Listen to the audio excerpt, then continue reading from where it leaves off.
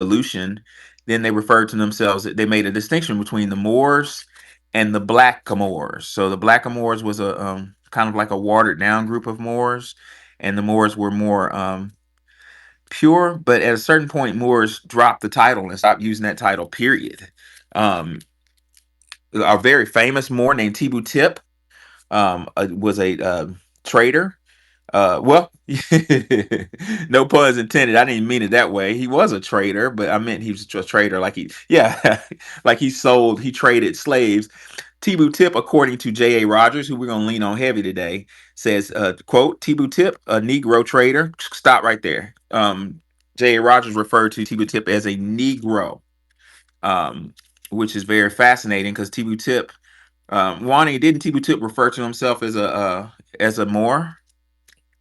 Arab. Oh, well, excuse me. Yeah, not a Moor. He's called an Arab slave trader. Oh, wow. So again, that's very fascinating because that's an engage into like is what Dr. Francis Cress Welsing would call escapism. Dr. Francis Cress Welsing said black men marry white women, white and black women marry white men to escape the badge of the badge of slavery. Um, that's a very controversial thing to say, but I'll say it in a court of law. I'll say it in church. I don't care. I know the proof is in the pudding. How many uh, high profile people seemingly have to marry somebody outside their race? I mean, we can even go to the Supreme Court. Hint, hint, wink, wink, nod, nod.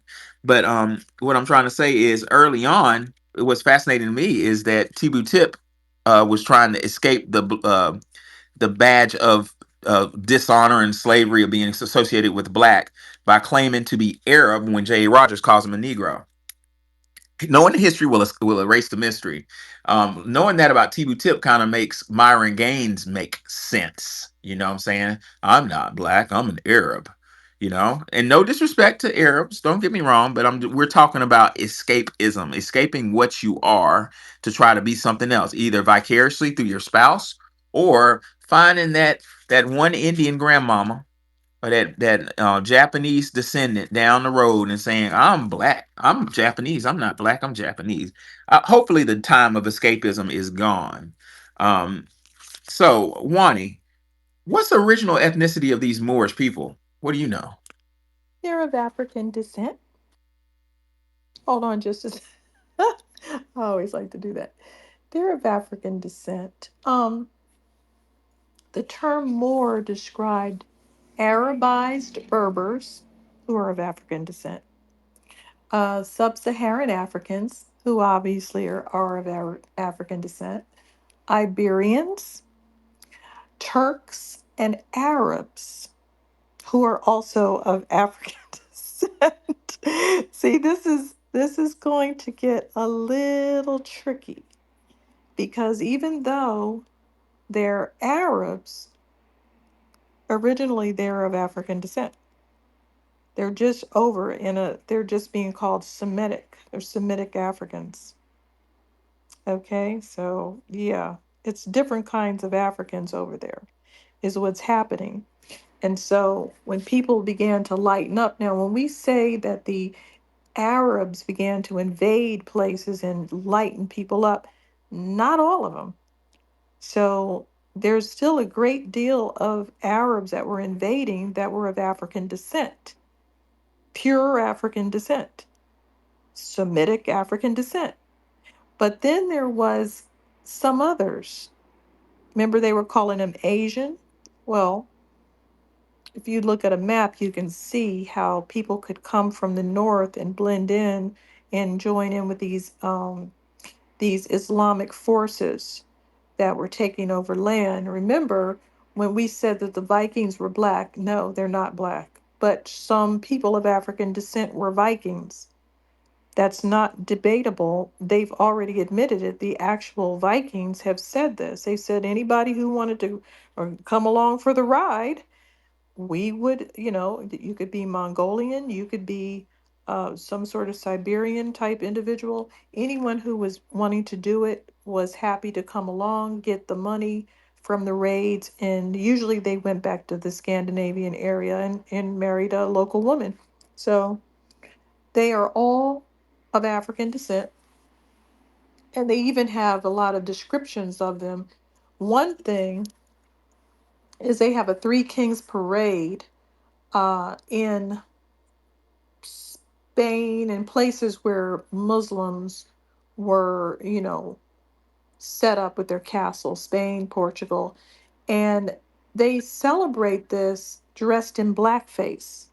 Now, if the Moors were white, why are they running around dressed like Moors with blackface? Now, remember, Meghan Markle had to receive an apology because one of the royal family had on a Moorish pin. The pin was jet black.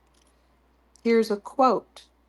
This is a quote. It says, "Their faces were black as pitch. The handsomest among them was as black as a cooking pot."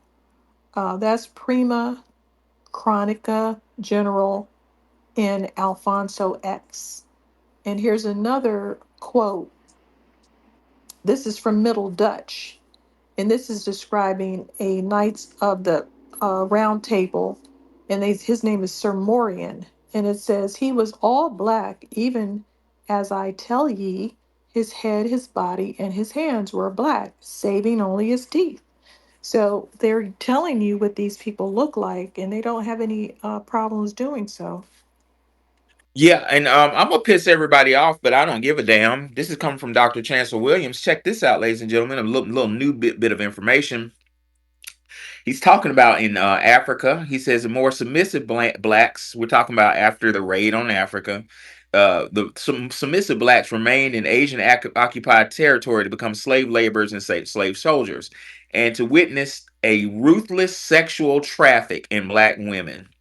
Black women were unprotected. That gave rise to a new breed of Afro Asians. These were classified as Caucasian or Asians. We're talking about in Africa, ladies and gentlemen. They themselves bitterly objected to be identified with the race of their mothers, the African. So, race mixing was the greatest warfare in the African continent. Race mixing has been used as warfare for eons. Now, the Dr. Williams says when these later be known as Egyptians in Egypt, the Moors in Morocco, and the Mauritanians or Carthaginians in Carthage or Tunis. Listen to this closely.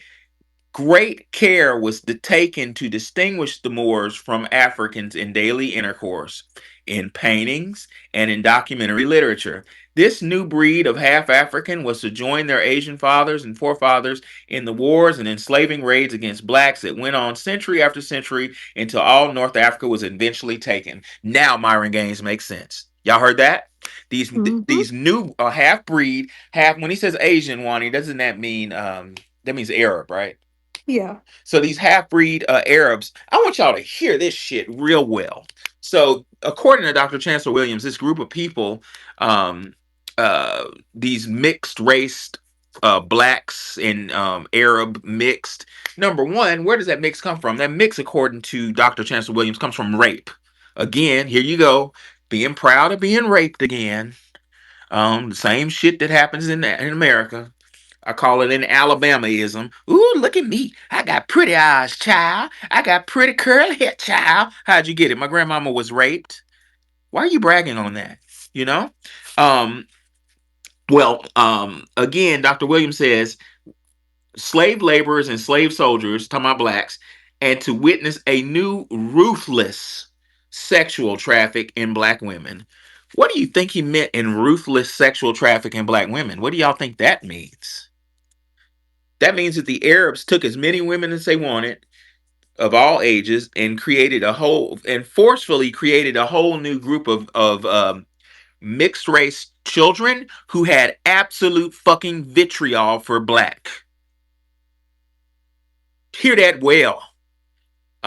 And Now, go ahead. which area was this again? I got lost because Well, it sounded similar to Egypt. yes, Egypt, Mauritania, Morocco, and Okay, so right across the whole top. yep, and there you go, and Carthage. They hear me well. They use race mixing to create vitriol within the group because these children didn't identify with their mother because their mother was their poor mothers were victims. I've seen this happen I was in West Africa, and what's very interesting about being in Africa, ladies and gentlemen, is just sitting back and watching TV. That's the dope right there. But we were watching TV, and it actually was very sad. It was a young lady. She must have been like 15 or 16, but she was bought. Like, she was a of African descent, real pretty little young lady, very pretty, and she was sold. Her father sold her to a grown 40-year-old man to be married off. She had no choice in the matter, and the pedophile bought her, and within a short period of time, she was pregnant at like a very young age, 12 or something. She was too young to carry the baby, but she did carry the baby to term, and she gave birth to the baby. And it let's be scientific about this. Her body wasn't ready to have a baby, right? And it she had a horrific birth. The child was fine, but her body was mutilated from the birth, and the son of a bitch who bought her just picked her up because it was too expensive. And um I don't want to be graphic, but she developed some things. It was too expensive to maintain her, so the son of a bitch who bought her when she was a child just dropped her back off over her parents' house, like, I don't want her. But check this out, he kept the baby. You know what I'm saying? This is what you're dealing with over there. So the mother, well, I'm using that to posit, and this is in 2023. I'm using that to posit that there is a culture over there wherein women have no rights, and these what Chancellor William would call Western Asians buy. They're obsessed with beautiful melanated chocolate girls. They buy them, and they have a baby with them, and they disregard the woman. They put her in slavery. Matter of fact, Dr. John Henry Clark said they work the culture of the black mothers. They work all day in the field, and at night they serve as concubine. But here goes the kicker. This is where the vitriol comes from. This is where your Myron Gaines factor is. They keep the children, specifically the little boys, from that biracial mixture, and they train the little boys that they are better than black. So you have a group of people who we looking like, hey brother, what up? That ain't they not thinking brother at all. They thinking what I'm saying, you the enemy. But what I'm trying to tell you, ladies and gentlemen, is that's very old. Why don't y'all know this? Why don't we talk about this? This is a very old tactic used to destroy us. The mixing of the blood, the racialized mulattoization of the black race. Look at my picture. That happened to me. That happened to my big mama on the fields of Aniana, Alabama. And I can't even begin to tell you how much confusion that has caused in my family, because some babies are born real pretty brown, and every once in a while, a baby's born with blue eyes and green hair, green eyes, and red curly hair, and then ooh, he pretty, ooh, she pretty. And what does that make the other sibling, the brown sibling, feel like? It creates jealousy and vitriol. But as a historian, I know it don't got nothing to do with us. It's a system that intentionally did that to create vitriol. But anyway, I digress. I've heard of little girls getting essayed in other countries and having permanent injuries. That's what happened to And this. yeah, And sure. maybe you can speak about it, more professionally, given your profession. I'm not a medical professional or a scientist, but the injury, she was too young to have that baby, and the injury that she uh uh Yeah.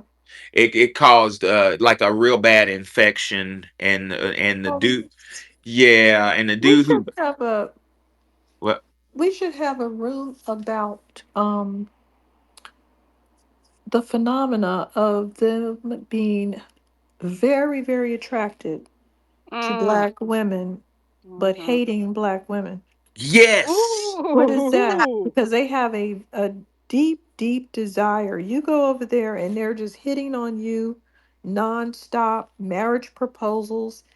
And you know what's going to happen. Well, they do that to white women too. They get married to you and then they hit you in the head with a stick. But that's not the point. The point is that why do they have this hatred toward black people, people of African descent, but Mhm. they have a deep attraction, and the darker the better. Mhm. They love it. They That, like them oh dark my and God, young. that's gonna be a good space. That is so true. Have you ever, Wani, I don't know, have you ever gone into a gas station and one of these guys um starts trying to talk, one of these Arab guys Yes. was they Hmm. are they are just They're trying to, first off, they need to place you somewhere in Africa. So you have to be East African or some kind of African. And then they try to hit oh on, by the time they do that, I'm out the store because I was only in there to do somebody an errand. I don't go in their stores. yeah, and I haven't in a while, but if I have to go while I'm on a road trip, I have no Hmm. choice. But Right. I don't even need to repeat my sentence because you already knew they need to say, "Oh, are you this? Are you that? Are you Hmm. Caribbean?" What's wrong with me just being a foundational Black American? And that's the best thing to be. So I don't see what the problem is with them, but I They can't wait to do like that. to, it looks like they like for you to be some kind of African. So then they can move from there. They feel more comfortable if you would be foreign, some kind of foreigner, you know. And yeah, because older people in my building are like, give me a lotto ticket. I'm like, no. And they're like, yes. So I ended up going, I ended up going into the stupid stores that I normally don't go into. But yeah, that's the only time I see them. Yeah, yeah. I've Yeah, when Wani say she don't shop with the when she say she don't shop with somebody, she don't. She will go out of her way to not shop with certain people. right. I've had to confront because often I end up being like a father figure for some of my my students. They're well back in Memphis. They're away from home in college, and they look at me as I'm school dad. But I had to confront a motherfucker one time that worked at they dominate these smoke shops. And it was a smoke shop where one of my students worked, little 18-year-old brown, pretty little girl. And she was like, he keeps making passes to me. What do I do? He's my boss. And every time I went in there into smoke shop, it's a different black girl working behind the counter. Turns out this motherfucker's married with 3 kids. He thought of black women as like an item, and I had to tell her to quit the job and confront that motherfucker. You know what I'm saying? I told her, I gave her a number to an attorney friend of mine. I was like, man, sue that son of a bitch, sexual harassment, wipe that goddamn store out. um and it turns out somebody's boyfriend got mad at his ass and drove a car up in the damn smoke shop and just wrecked it out. um, but that's a common theme that in their culture, like I just read to you with Chancellor Williams, they think of they're obsessed with black women, and that's okay. I Hmm. love black women too. I get it, but the thing that gives me pause is they create a group of mulatto children who have absolute vitriol for their black mother, and we get the backlash from that. We deal with Myron Gaines. You know what I'm But saying? what about the fact that this is not limited to them? This is all over Southern Europe. Italians have a deep, deep Oh, lust. wake it up. And a lot of these Croatian dudes, if you just look at a map, you'll see that whole region. Um, uh, Greek, all of them have a deep, deep lust. And it's like they can't fool me because what they do is they don't pay attention to like millions and millions of prostitutes. African prostitutes. Well, who's having sex with all these people? You don't have millions of prostitutes hanging out, laying on a mattress for nothing. They're obviously getting some money from somebody, and they will make girlfriends out of them, right?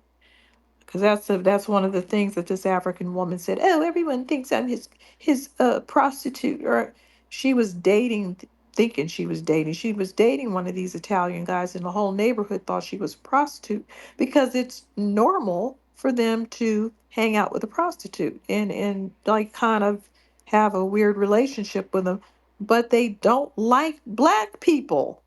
They're always bothering Right. us. They're the main ones getting on our nerves online. They're the attack dog for the the regular white people that usually don't engage. So again, it's the same identical attitude. It's so weird, uh, scholars, because what Dr. Williams, Chancellor Williams, teaches us is that was a tactic of war. Like back when the fourth cataract. Thank you, baby. That looks beautiful. The fourth cataract was impenetrable. Let's wake it up right quick. Egypt was impenetrable just from Almighty God. Um, the Egypt was surrounded by waterfalls. We call them cataracts. And it was almost like Japan. It was impenetrable.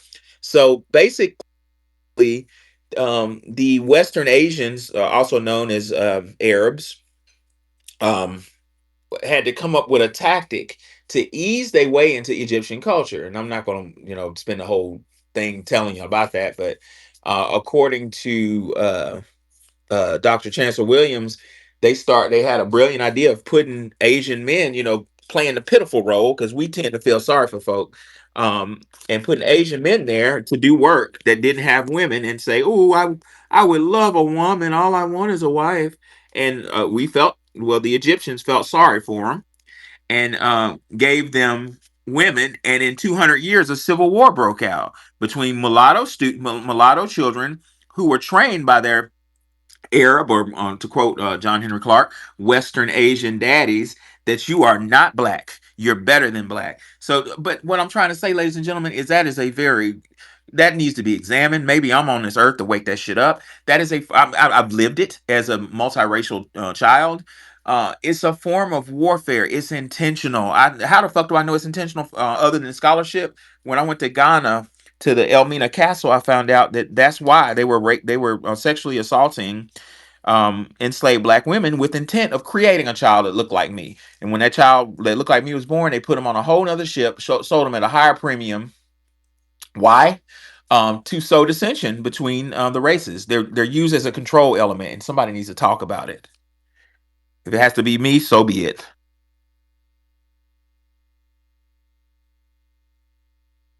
So I think people have a good idea that these Moors are of African descent, and some other waves of people came in that were lighter, and over time they became lighter and lighter.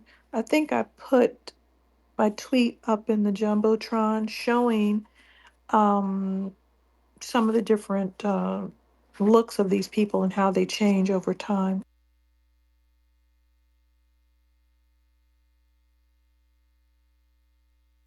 Forgive me, I was struggling with the mute button. um, but yeah, so we see racialized, weaponized race mixing in my book on page. There it is, 18. I have an article called "Good Hair, Bad Hair: Portuguese Weaponized Race Mixing." By the way, you can purchase my book on by going to Our Story Publications. Well, I'm sorry, I'm gonna put it in a jumbotron. You go to um, $ Our Story. Hold on, let me put it in there. Da-da-da-da-da. And you put $25 on the Cash App, and put your full mailing address with the proper name, and I'll send it to your. I'll mail it to you. But on page 18, I have an article: "Good Hair, Bad Hair: Portuguese Weaponized Race Mixing." Um, According to me, many Africans started their slavery process at Elmina Castle in Ghana. The Portuguese slavers would intentionally rape female enslaved Africans with the direct intention of creating a mixed race child. Once the mixed race child was born, he or she was separated from the mother, then, secondly, placed on a mixed race ship. The aforementioned mixed race child was then used to sow division amongst the enslaved Africans in the U.S. and the Caribbean. Never forget that not only did the mulatto class sell us out in America, like W.E. Du Bois, the mulatto class are the ones who sold out the Haitians after the Haitians beat the shit out the strongest standing army in the history of mankind. The Haitians won their independence and they named themselves. I think it was called something before it was called Haiti. That would never happen before. And the mulatto class just waited to the perfect time and sold them out. What the Haitians probably didn't know is that mulatto class was created in Elmina and Cape Coast to sell them out. Yeah, those people have to be weaponized, though. It doesn't work on everybody that's mixed because they didn't do that to Frederick Douglass because he didn't have that person trying to weaponize him. So that's where it even causes more confusion because of the mulattoes or the mixed race people that really don't like our circumstances get thrown into these boule type people when they're not boule type people. Let's let Alonso talk while I prepare to discuss Come the on, Alonzo. ethnicities of the next group. Hey, what's going on, Professor Ani? Got two things. Hey, Professor, I sent you a DM, a list of new books that I received, and my question to you: do you have any of those books? The second thing is I was going to speak to the title a little bit. The original ethnicity of Moors, Hebrew, and Islam, and it says was Garvey and Op. When I see that question, it makes me think about what was the ideology of the Negro during that time frame, during Garvey's existence. And Garvey had an ideology, he had a thought process, he had a vision of what he wanted to do. And then my question now is was that in alignment with the ideology of the Negro of that time? Um, Looking at things, No, I'm sorry, go ahead. no, no, I was just going to say no, it was not. Once they heard what he had to say, Right, that's why that's what I they was had the Garvey Must Go campaign. right. That's what I was getting there. That's what I was saying. So I was exploring. I'm saying that my thought process when I was looking at the question. So and that happened, and definitely, and now looking later, to your point, Ani, the question would be, no, they were not aligned. And so, looking at history, it's having this space here now. I'm gonna have to go back and read some more about the Moors and to read a little bit more deeper about Marcus Garvey himself. I have one book on him, but I haven't read it in like a couple of years. So definitely, this is a thought provoking topic, and I'll land. Trey Day provoked my thought the other day. And if Trey, you in here, grab a mic. Trey Day said something like the Brotherhood of Set was perpetuated through the Moorish movement. And I never heard that before. But I did some research into it and I was like, oh shit, I couldn't find scholarship to confirm what he said. But it just made perfect sense to me that that's probably what happened, you know? So I don't know. It seems like there's a lot of suspicion around the Moors. The great Bobby Hemmett posited that in one of his episodes in his master lectures. Bobby Hemmett said, I'm paraphrasing him. He said something like, um, if black Africans were the first people on the planet, and Europeans are running, the system of evil in the planet, wouldn't it make sense that the original person to give them orders would be black African? Or he said something like that, and that really kind of provoked my thought. I was like, wow. Basically, Bobby Hemmett was saying, what if the um the quote unquote eye in the pyramid is somewhere in Africa running all this shit? And that really kind of messed with my head a little bit. But when Trey Day mentioned the Moors being associated with the Brotherhood of Set, that got my full attention. Mikhail, do you know anything about that? If you do, grab a mic. So back to Marcus Garvey's ideologies. So what our people have said is, I'm not going to read all these quotes, but I'll just give you a tidbit. Dr. Martin Luther King Jr. said, "We know nothing about Africa, although our roots are there in terms of forebears. But I mean, as far as the average Negro today, he knows nothing about Africa. And he has to face the fact that he's American. His culture is basically American, and no one becomes adjusted to this when he realizes what he is." So that's one thing that he said. Um, Basically, let me see, I don't want to keep read all of these, but the sentiment is simply the same. Um, Harriet Tubman, the white people got the N word here to do their drudgery, and now they're trying to root them out and send them to Africa. So she knew about it. This is 1859. Tubman rebuked her racist potential uprooting by saying, "They can't do it. We're rooted here, and they can't pull us up." Um, Frederick Douglass said, "We have decided to stay," a speech against sending freed slaves to African colonies at the American Anti Slavery Society meeting. So that was the name of the speech. We have decided to stay. Um, Also, it says the native land of the American Negro is America. His bones, his muscles, his sinews are all American.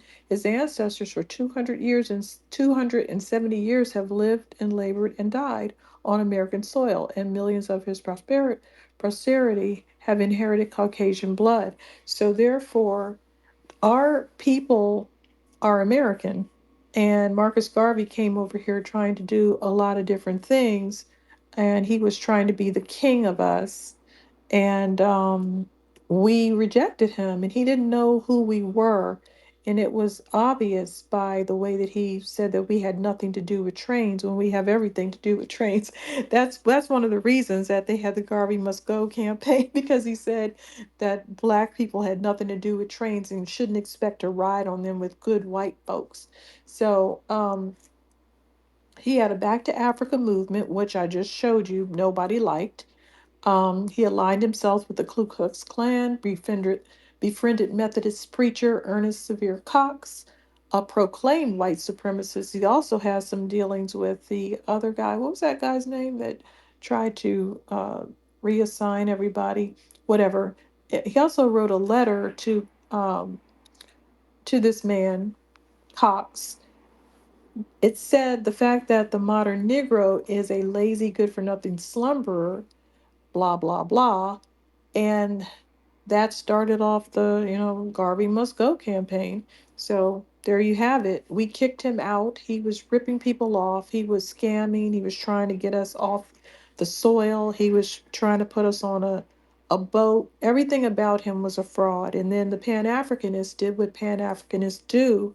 They lie and they make up stories about things. They said that all Africans were Kufis and dashikis, and they had this saying, it takes a village to raise a child, and they're sitting over there with 54 million orphans trying to tell us how to raise our children and what we should do, and how to run a village. They don't know how to run a village.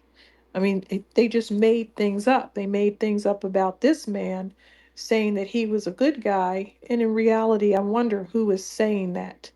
I wonder who was really pushing that ideology. Was it a Jamaican pretending to be a black American? Because why does this man never die? He keeps cropping back up over and over and over again every time he's debunked, thoroughly debunked. Yeah, yeah, yeah.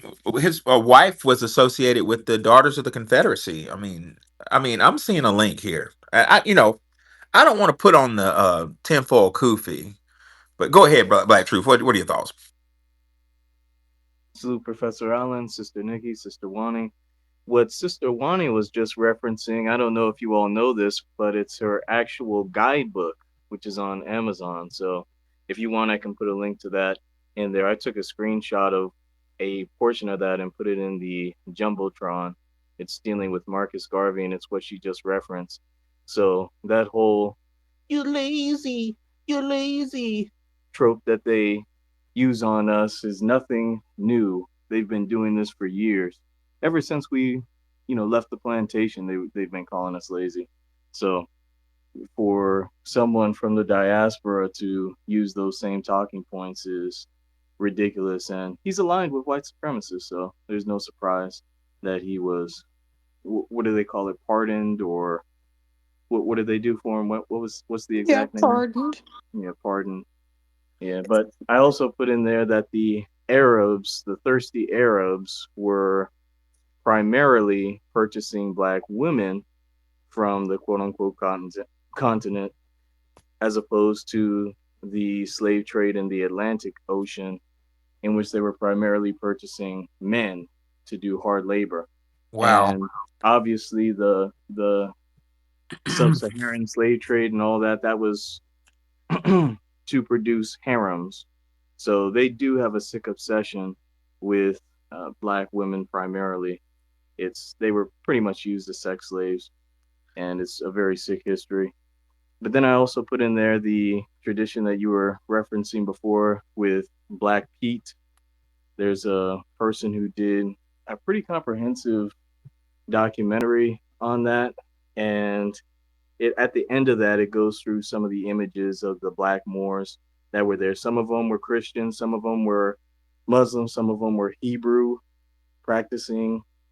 So it it's not like that's why when people say, "Oh, the Moors were Arabs, the Moors were Muslims," that's not always the case. Sometimes they were of a different religion, and they definitely weren't anything other than quote unquote black people. So just wanted to put those receipts in there. Thank you. Love it. So, Black Truth, I had a little synchronicity. I was looking for another quote for you guys to talk about Moors, but I stumbled on an essay by Dr. Chancellor Williams called "White Devils from the West." That's literally the name of it. And he talks about the Portuguese and how sexual deviancy is such a key staple part of the system of white supremacy. Dr. Williams says, "Quote: The Portuguese Christianization of Congo created something more than chaos." Isn't that amazing? Can I say that again? The Portuguese Christianization of the Congo created something more than chaos. It was a revolving mess, no matter from what angle it is viewed. To begin with, the priests were not only among the leading slave traders, but they also owned slave ships to carry the black cargoes. The distant land to distant lands. Priests also had their harems of black girls, some having as many as 20 each. They were called house servants by these holy fathers. Williams also says, quote, one of the main attractions that drew thousands of white men from their unlimited sexual was their unlimited sexual freedom with all those black girls and women who were enslaved and helpless in the power of their masters. These wholesale raids on black womanhood continue to swell the mulatto population, and the majority of which, as in the case of Egypt and the Sudan, became the faithful servants and loyal representatives of these conquering races to which their fathers belong. It's warfare, ladies and gentlemen. We've been our race has been weaponized against us. Now you add that in with what I saw in Cape Coast, Africa, that they would allow the women to watch the sexual assaults. I mean, the men to watch the sexual assault of their women, while the women looked into the eyes of the men who were helpless. That's where you get mistrust of the black man. You didn't help me when in a critical moment when I was being violated, but we couldn't help them. I could show you a picture of the room they threw men who tried to help the women in, and show you claw marks from fingernails on concrete because they couldn't get out. Go ahead, Black Truth.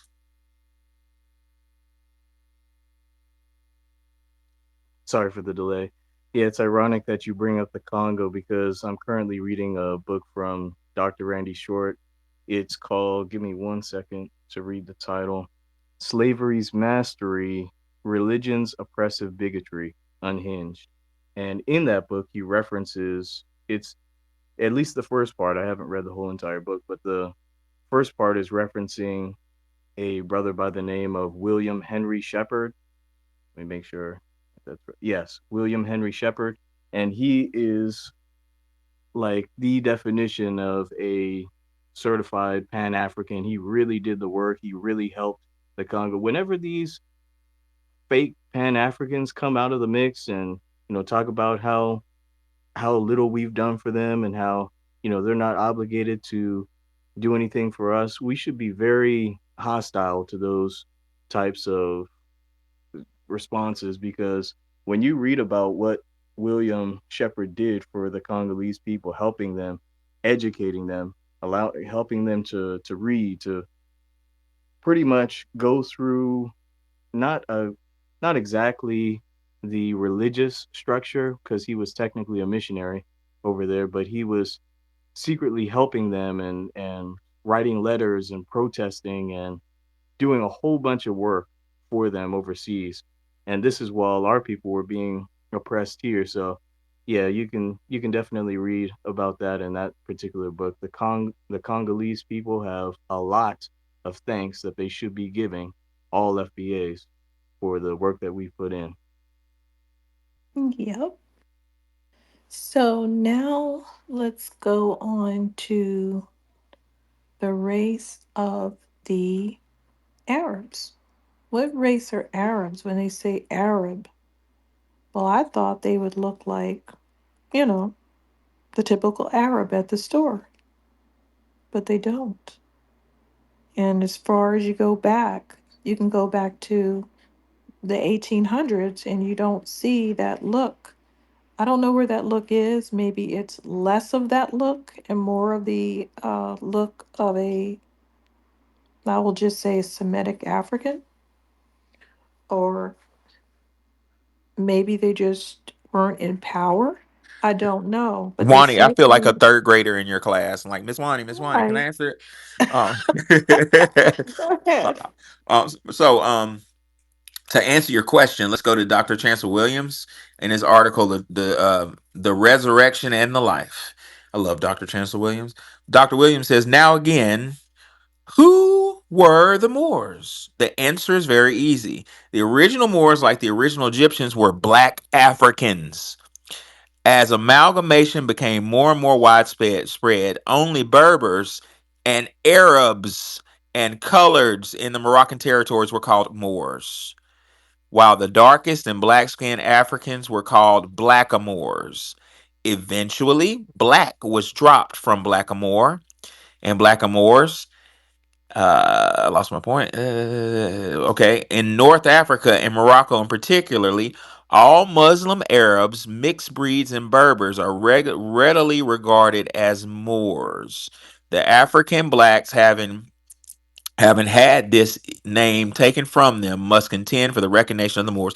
Wani, this whole thing of Moors, you know what it's beginning to sound like to me? It's beginning to sound like cowboy. You know, Mm-hmm. the cowboys was, black men, and when it became cool, the cowboys, Mm-hmm. what I'm saying? What are your thoughts? Yeah, that sounds right. When you look at what's going on in the area, though, these people are coming up to that area from East Africa, so we know what they look like. And they, take on these different identities and they give themselves different names.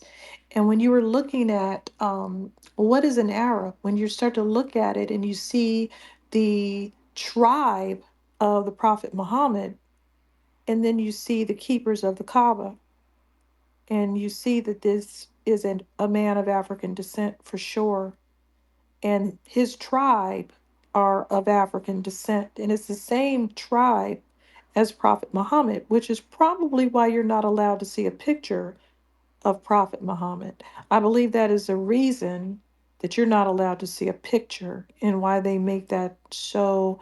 They kind of have his tribe hidden, but you can still see the keepers of the Kaaba.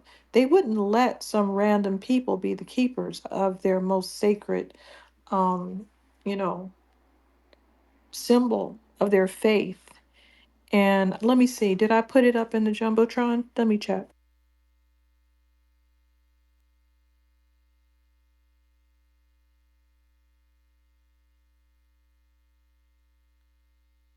Okay, I just put it up there again. It might take a minute to show up, but you can see some of the earliest keepers of the Kaaba, what they looked like, and then you can see that now they look like a bunch of clowns. White guys, totally different phenotype, still have a little nugget of African descent, but they don't look like the original people that were over there founding Islam. Um, and even the guy who wanted to, because there's a very interesting story that goes with the prophet. His grandfather was asked to sacrifice a son before Islam came along. So that pagan god over there said, you have to sacrifice your son. And so the prophet's grandfather said no. So his son would be the prophet's father. He said, no, I'm not going to do it. And later, you know, Prophet Muhammad came back to found Islam. It wasn't very easy because he was first rejected. He had to go back and build up his following and try again later. But it's just ironic that he could have very easily just not existed. He would have been sacrificed, and that religion wouldn't have come along. But however, those people doing that, those were all Africans. They were Africans practicing pagan religions, and they were Africans that founded Islam. But you are going to see the white face of it, or as white a face as it can be. Yeah, well, I'll tell you something interesting about Islam. It's said that Islam almost died as a religion. It was saved by somebody named Belial, which is interesting enough. If you, Oh, another there one. you go. Islam was saved in Ethiopia by Belial, which always got my attention. Um, let's hear, Mikhail, what you know. I know you know some. What you know about Belial? Educate us, sir. Okay. Greetings, dear brother professor and queen sisters, Wani and Nikki and brother Black, Lonzo. Um, I mean, there's a lot to unpack. I mean, you mentioned Set, you mentioned the Moors, you mentioned um, the Kaaba, Muslims, and Bilal. Which one do you want first? This is. I feel like Kaaba, I'm in a candy Kaaba, shop. I gotta do. Sorry, Kaaba, Wani. Kaaba, I gotta know this. Kaaba. Ah, doggone it. Dang it. Ladies first. Go ahead. Go ahead. I'm next, Mikhail. Which one did you want? I want to know about the brotherhood. What really intrigued me is the brother. Okay, do the Brotherhood of Bow. No, the brotherhood of Set. Like so. Oh, set. Okay, go Yeah. ahead. Mikhail. Number one, where can I find information about Brotherhood of Set? And number two, can you give me the goods? So is that literally behind Set who turned on Set Typhon who turned on Osiris or Asar? And tell me more about that. Who are these people? Okay, right. So the netter Set is in opposition to Ma'at, right? Ma'at, order, harmony, balance. Set represents disorder, violence, but also foreigners, so to speak. The people of Anu, Kush, and Kemet. And remember, this was a continuum. They always describe foreigners, by certain terms, sea peoples, hairy barbarians, etc., etc., etc. But set was an attribute that was needed when, for example, you're in war. You have to be very, violent. War is violent. There's nothing peaceful about it. And the whole point of war is disruption, control, and the management. So, um, but this figure Set, he was considered the netter, the force of the Red Land. So, brother professor, where would the Red Land be considered? What desert would The the Red Sahara? Land be considered? No, I don't know. the Arabian Peninsula, Hmm. right? You have the Black Land and you have the Red Land, right? Okay. And Heru, he was considered the netter of the so-called Black Land. And where would that be? You talking about Kemet? It would be the so-called continent of Africa, Okay. right? So this individual, Hold on. Let's uh, rewind. You said that Set was the netter of the Red Land. mm-hmm, Oh yep, wow! So Set, this is very fascinating because what I'm thinking when you said that, I'm thinking Red Land. You said Arabian Peninsula, right? mm-hmm. I'm hearing Babylon is what I'm hearing. All right. So Babylon was initially Kish or Kush. That term Babylon didn't come along till much later, probably what, 600, 700 BCE, right? So and that's the thing, geography, timeline, phenotypes, uh, rulership. It's really important because this is why we sort of get confused. So, um, so Asar, of course, was considered the founder of the Asarian ideology that ruled or influenced Anu, Kush, and Kemet, right?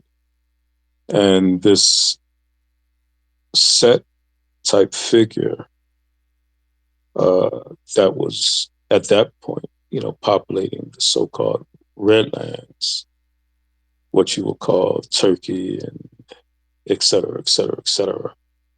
They were a problem, and they were coming from what our sister Juan is always referencing um, the Eurasian steppe or the Kaz area. These were Kaz, Kaskians, Caspians, et cetera, et cetera, et cetera.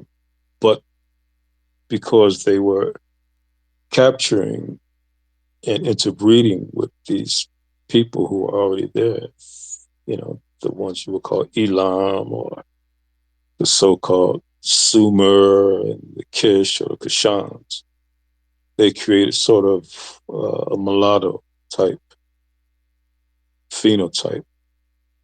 And but remember, when they came into that region, they were still very mongoloid as well, right? And you'll see a lot of the depictions on the walls that many of these people, the majority of them, look very mongoloid, you know. So, and that created that so-called uh, red look, red land, red desert connotation. So that's more or less what that's about. So did Very, that help? yeah, very fascinating. I have to do some research on that. That's interesting. Well, one more question. I'll let that go. We can go to Wani's question. Does the Brotherhood of Set still exist? And if so, who are they masquerading as? I have my suspicions. If you can say, I don't want to get you targeted. You mean the Brotherhood of Chaos, Yes. What? It, this organization? if you Well, can it say. existed. It existed before there was such a term in Kush and Kemet called Set. Remember, we talked about the people who carry the ghost DNA, the the Temahu, who organized with the Tehanu, Ah, right? Right? So it yes. existed even in the West, right? And the areas we would call Nigeria, et cetera, long before there were even such thing as a mongoloid phenotype. So disorder and chaos has always been, um, it's always been there as a balance, right? To ma'at, to harmony um, and balance. But the institution uh, came into existence officially, if you research, and we talked about this, the resettlement policy of the Neo-Syrian. And that's when you will see a lot of the, uh, how established kingdoms or empires would be conquered, and their top architects or thinkers or savants would be taken to newly conquered land and forced to, oversee the development of architecture and et cetera, et cetera, et cetera. So disorder has always existed, but as an institution, uh, you want to really uh, research the resettlement policy of the Neo-Syrians, and you'll sort of understand the framework and the paradigm in which things you mentioned, the cabal and European so-called masonry comes from. And they're just poor imitations and really confused interpretation of Assyrianology. Hmm. And I hear you referencing, the Anunnaki. That's, again, a poor, confused, lost imitation of Assyrianology, which is the root of advanced, complex civilizations, the structures, the orders, and the ideologies behind it. Made on the basis of the atom, um, which is Exactly. Atum. But that this is fast. This is very fascinating. You gave me a lot of food for thought. Good. The the Brotherhood of Chaos. Well, last thing I'm gonna lay my plane on this, but what's interesting to me is what did y'all hear what he said? He said that chaos always existed. The Brotherhood of Chaos existed before the Tamahu. So the Tamahu, according to Sheikh Anta Diop, was the and be careful how I say this. Well, this is what Sheikh Anta Diop said, the created man. There were on the Temple of Setai One. I love saying Setai One. It's SETI number one. Setai One. There was a metanetter, or what the Europeans call hieroglyphic, that had the pictures of the original man, the original men. And Wani, believe it or not, the original man, I forget the names. I know the last one was Tamahu, but the original men were black. There was a jet black man, that's with the Egyptian, and then there was a kind of like a brown man, which were these were the two original men.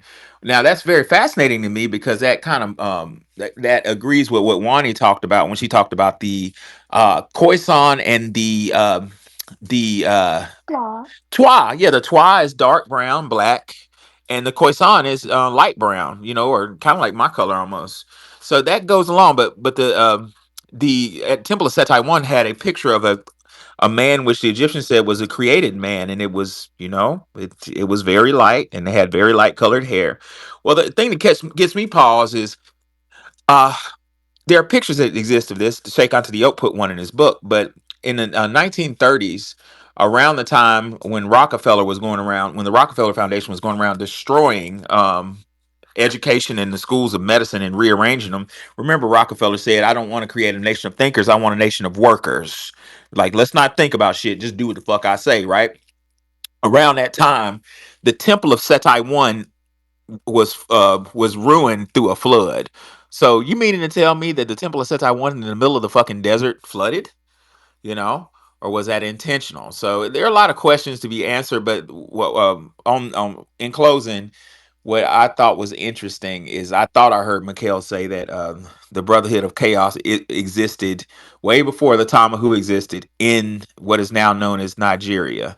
If that is true, that makes a whole lot of motherfucking sense. Wani, what you want to ask? Right. What did you wanted to say about the Kaaba? Okay, so the Kaaba, we're talking Islam, is just really another imitation of the Ben stone, so to speak, and Mm-hmm. the representation of the carbon aspect of atom, the atom, Mm-hmm. right? Because they say it's a meteorite. Yeah, the black Ben is supposed to be from a meteorite, and that was highly revered in Anu Kush and Kemet, right? So it's just sort of poor, almost mythological imitation. Now, bear in mind that Mecca was not the original Holy Land for the so-called Muslims. Nabatea was, and we talked about that Wani before, right? Yes. And Nabatea was the center of the so-called Arabian Assyrian trade routes in that area, right? It wasn't until recently, maybe Five, 600 years that they moved into their, you would call Mecca, so to speak. But Nabatea, Mhm. which was, just Sumer, Kish, et cetera, et cetera, et cetera. Um, so it's just important to know that for political reasons, the Kaz or the Aryan or the Albinoid types, they will move locations, dates, and phenotypes to suit their narrative and have you running all over the planet trying to find a source, right? So,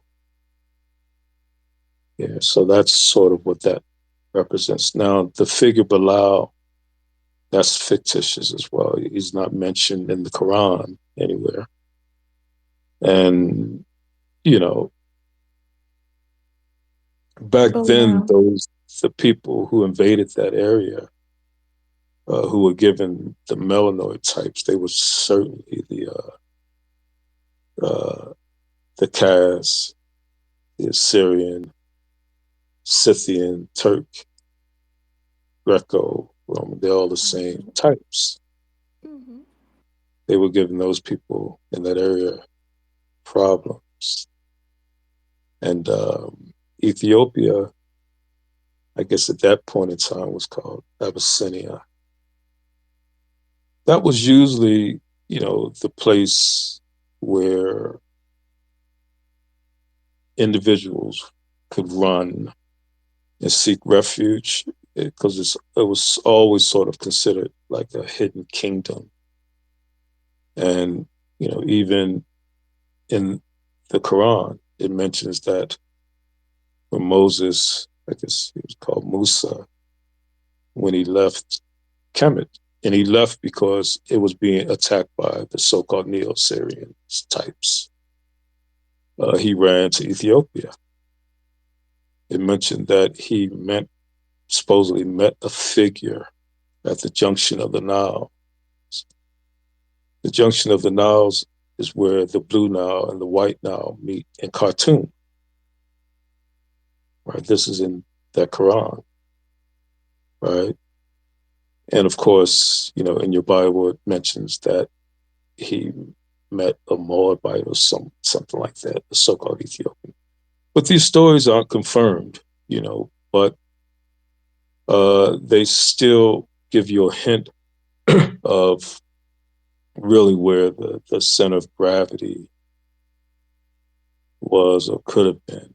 Um, so with the Quran, you have to make sure, I mean, if you're a believer in Islam, that you're not taking people's sunnahs or hadiths and make believe stories and believing that some black slave named Bilal was kissing some Arabs behind and being grateful that the Arabs were showing him attention, et cetera, et cetera. They make up these stories to establish supremacy and control of your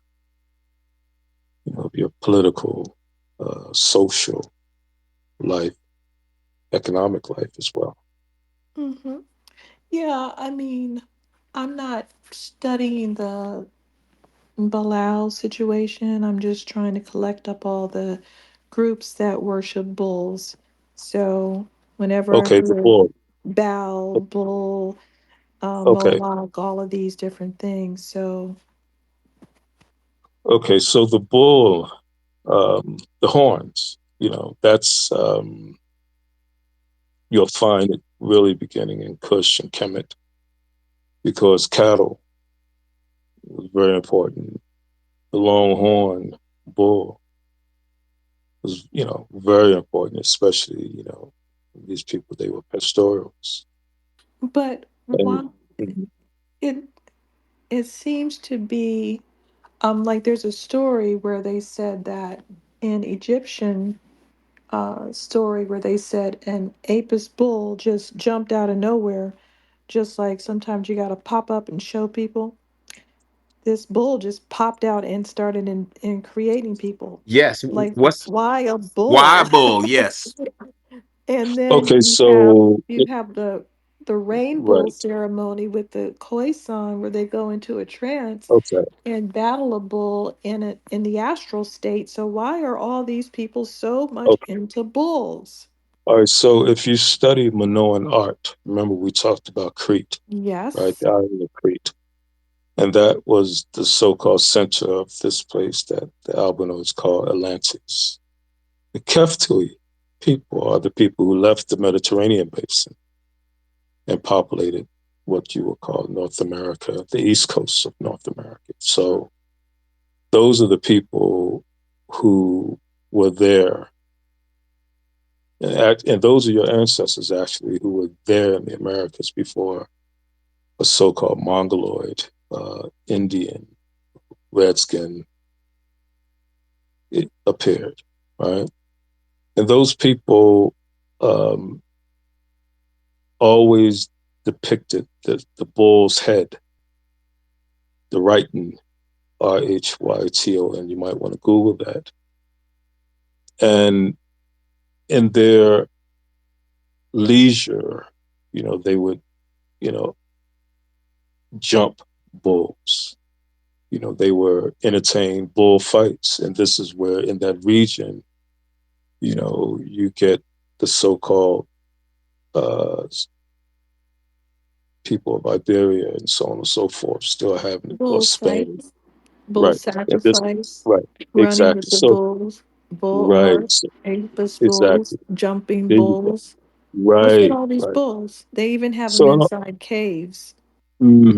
so it all came from there. But those bulls had to come from the so-called Black lands because they weren't indigenous to that area. But as Right, they well, do come from there originally. mm-hmm, mm-hmm. But the Keftui, they also those were the original people of Anu, right? And they were the transporter of civilization, the Saurian civilization, into uh, the Nile Valley. But they also came from the Ethiopian highlands as well because they were navigating the waterways. So the respect or the reverence for the bull, right, really came from what we would call the upper regions of the Nile Valley, in which you would call Kush, but Okay. Kush, Anu, Kemet, Keftui, Ma, the Ma. Remember we talked about them Yes. in Kenya, right? I'm going to um focus on what they're doing with the bull. Also, you know, the Canaanites were worshiping five different types of bulls. Okay, One was a so cow. One right, was a so the cow. Canaanites. Remember the Canaanites. I don't want to keep talking about this because people want to talk. Come on, let's let people talk. Because You I keep could bringing talk up the about these bulls All for day. another hour. Well, since y'all were talking about it, I went ahead and I have a 300-year-old book that don't ask how I got it. A book of bulls. It's not important. but, but Right.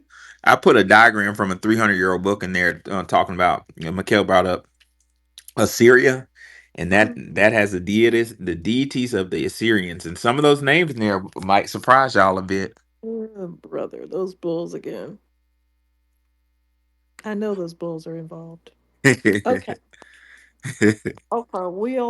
We'll work out all these bull. Well, remember, and I'll end with this. These were people who took things, like Stevie Wonder said, when you believe in things you don't understand, you suffer. So these were caste people who came into those regions, took the repositories and the culture and the ideologies of people who were there for millions of years and essentially plagiarized it. So, and this is where you get all this confusion. Even the name Canaan, there's no such name. The name is actually Ken Anu, the people of Anu, Mm-hmm. right? So the Kaz or the Eurocentrics, they'll flip these names and then have you thinking they're talking about some mulatto or some person from Central or Eastern Europe and so on and so forth. Right. So I just want to put That's that out there. Was it Thank you. was very interesting, Mikhail, if you look at that chart on Assyrian religions, the top of the triad, I mean the top of the food chain, right below the top of the food chain on their religious beliefs is somebody named Anu. It's in the first triad. Check that out. Exactly. Of course. Of course. But this is the point I'm making. They'll take things that they don't quite understand and then they'll flip it. And next thing you know, you're talking about Anunnaki and all that nonsense. Mm. But I like Anunnaki. It's fun. Have fun, but it's not reality. Doggone it. We need to open a room on this because I want to know who. But they have curly beards and funny Naturally, feet because, you know, someone wants you to believe that they had curly beard and straight hair and wings and all this other foolishness. and hoofs. Yeah, that too. Okay, so I noticed this guy Mo had his thumbs down. He had a problem with something we were saying. Care to share, Mo? Oh yeah, how you guys doing by the way? Good, What and it do? you? Great. Yeah, nah, yeah, Bilal existed. Cause I mean, it's multiple people that verified his existence. I don't think all these hadiths would just be like, oh, we're gonna make up a magical black person now. But yeah, Bilal was just. I mean, he didn't save Islam, but he was an important part. Like he was the first person to do the call for prayers, so he's very significant in Islam. But yeah, Bilal did exist, and he does have descendants. So yeah, Yeah, but there's no recorded evidence on any petroglyphs or any scripts or anything back then that he existed. They make these stories up. And I guess you're a Muslim and you're taught that the Quran is your sunnah, not your hadiths or not your. no, the Sunnah is with the Prophet. Sunnah is following the Prophet. Yeah, The but Prophet.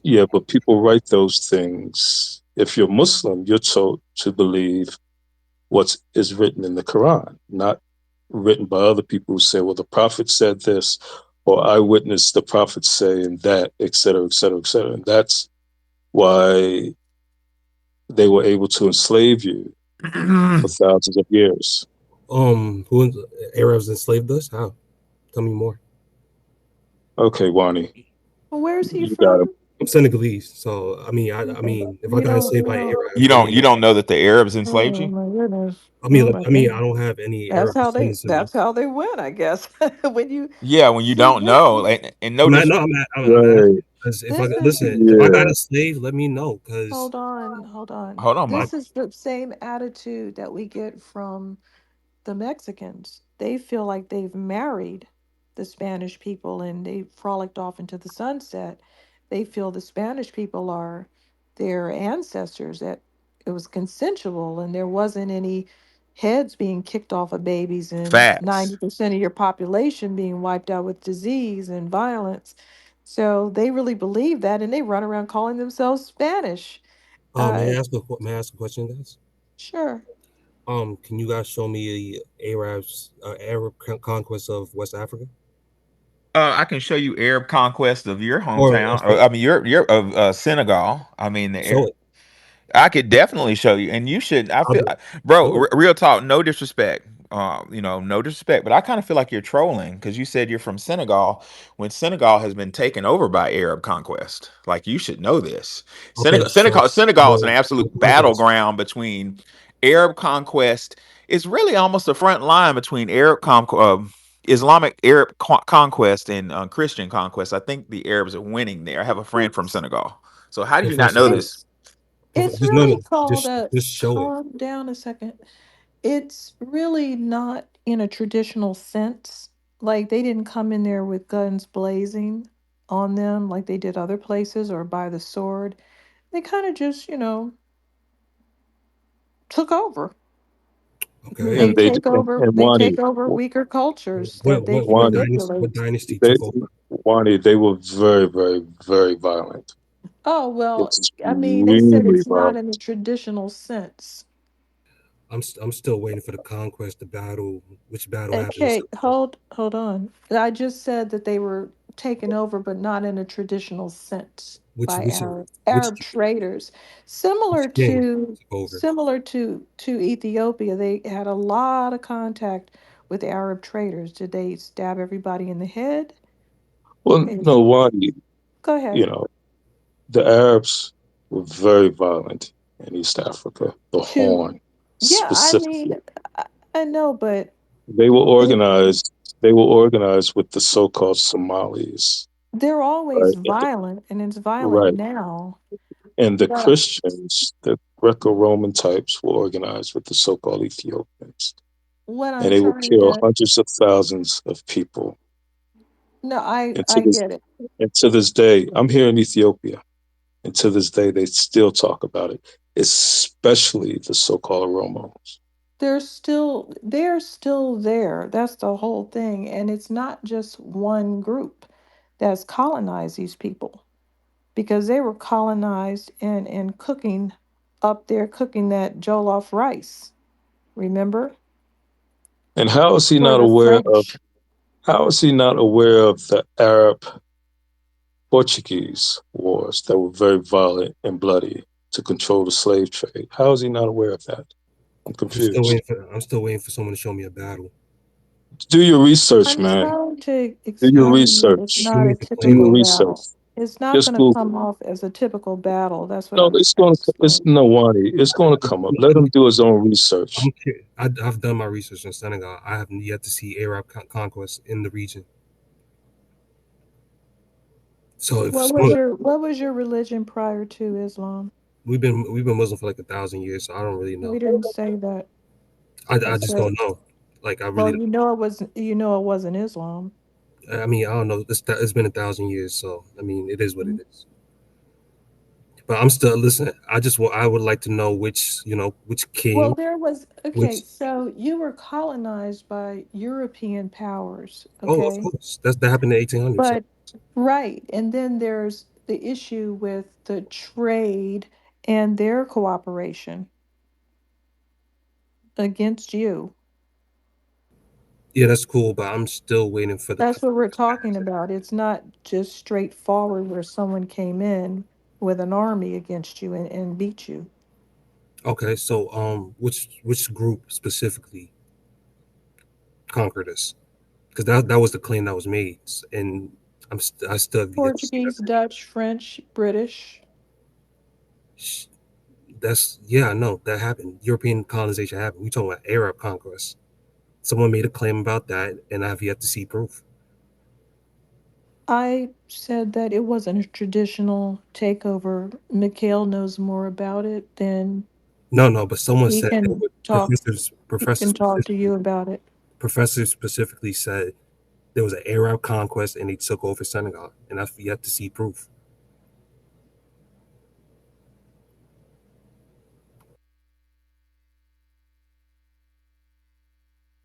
Sir, when did Senegal, the name Senegal, the state Senegal, become an official nation? 1960, Okay. When, if you know, when did the Arab slave trade begin? the Arab slave trade happened. I don't know, probably around 500s AD, I guess. Probably before that. I don't know. Okay. And how long has your country been an Islamic state? Well, if you're talking about the country of Senegal right now, I mean, it's only 60 years old, but before then, the people Mm-hmm. of the region been Muslim at Mm-hmm. least 1,000 years. Mm-hmm. Mm-hmm. And Senegal is located where? West Africa How close to Central Africa? is very far from Central Africa.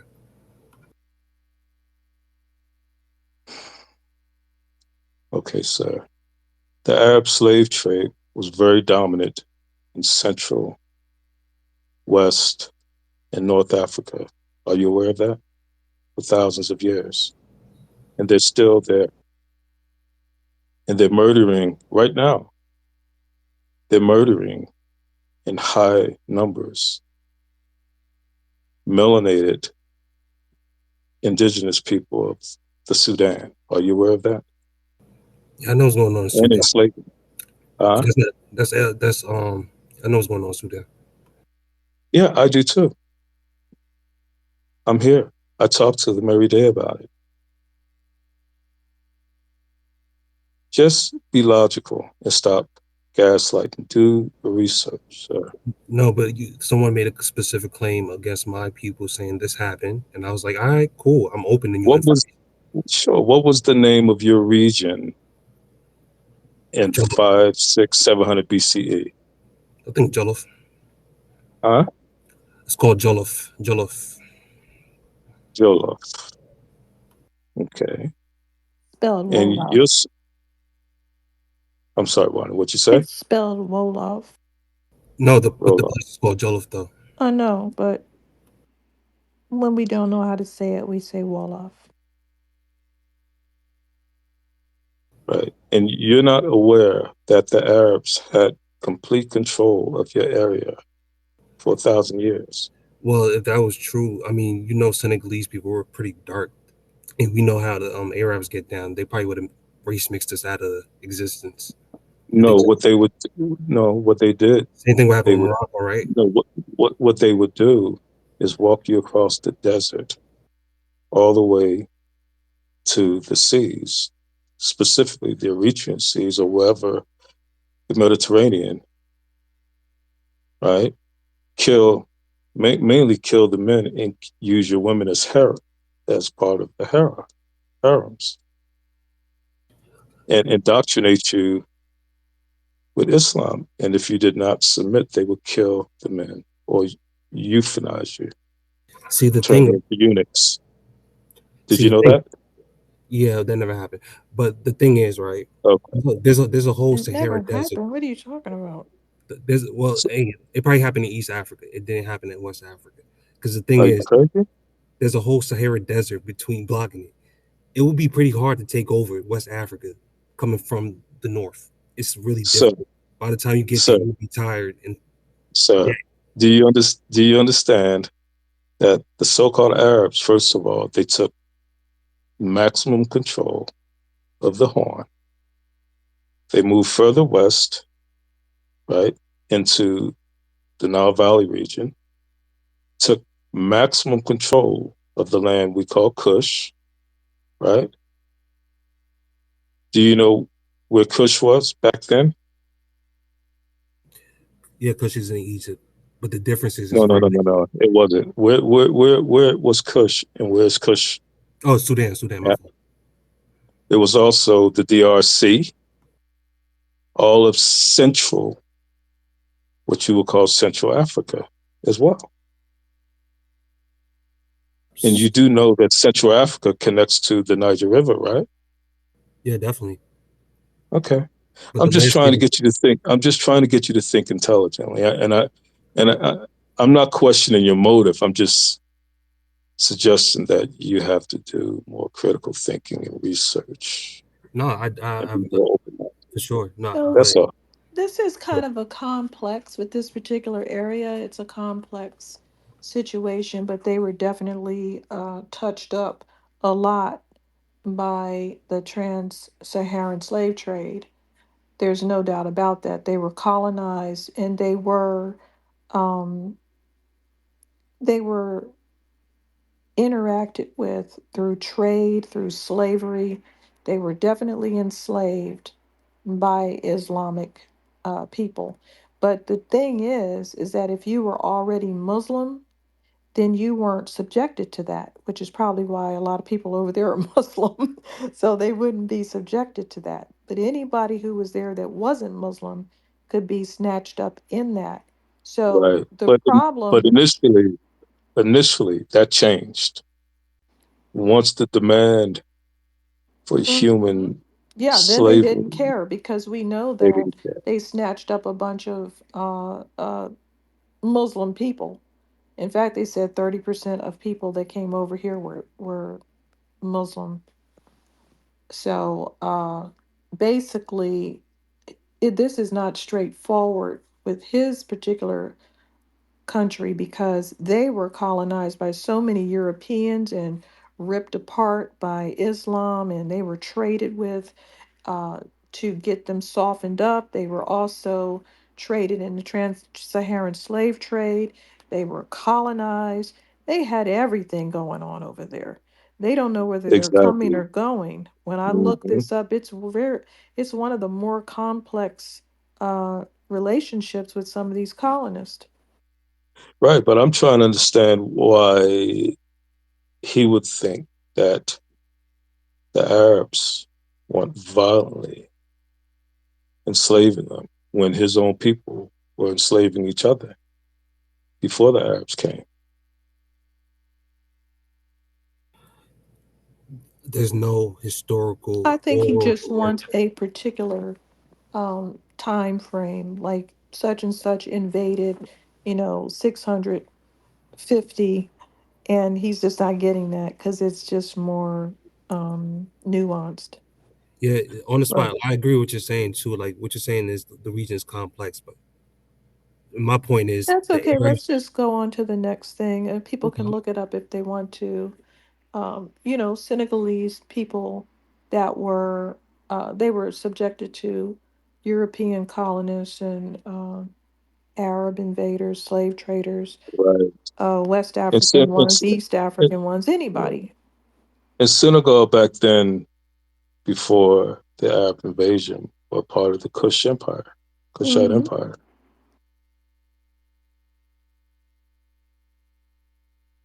Yeah, definitely. I agree. Sheikh Anta Diop verify verifies that we came from the east. So Did we you did. have a question? No, no, I was just I was answering I Mikhail's mean, question. before all that happened. Nah, no question. It was just a Bilal talk. That's all. Now, Mikhail, you were saying that East Africa, because it's kind of the same thing in Ethiopia where they portray the Arabs as coming over there with the Persians and spices and trading and just like aggressively hanging around, but not a classic military operation against Ethiopia. You want to expand on that? Oh no, there was war, violent war. Why Those don't they Arab, portray that so much? the Arab.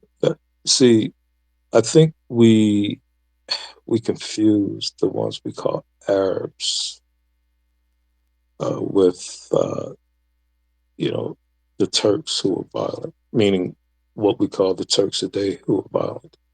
The Greeks, the Romans were violent. They're the same people.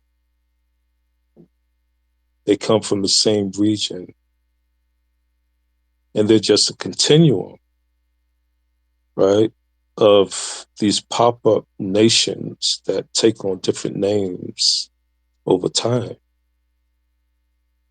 They have the same phenotype.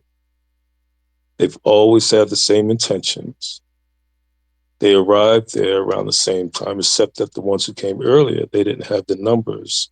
So they would sit on the borders or find ways to get inside and beg for food or possibly become mercenaries within these kingdoms' military, right? And at one point in time, these people called, and Professor mentioned this, the Hikakasut, the ones who were called the Hyksos, that was sort of the first force multiplier, the first time they really Voltroned up and they took control of what you would call Lower Kemet, closer to the Mediterranean for maybe 100 years, and then they got booted out. But they never went back. They just sort of dispersed mostly east, and then maybe, some hung out, some of the islands of the Mediterranean or just across from it. But they got their numbers up eventually and came back. And that was the first what you know, um, carving, if you will, of the so-called melanated lands.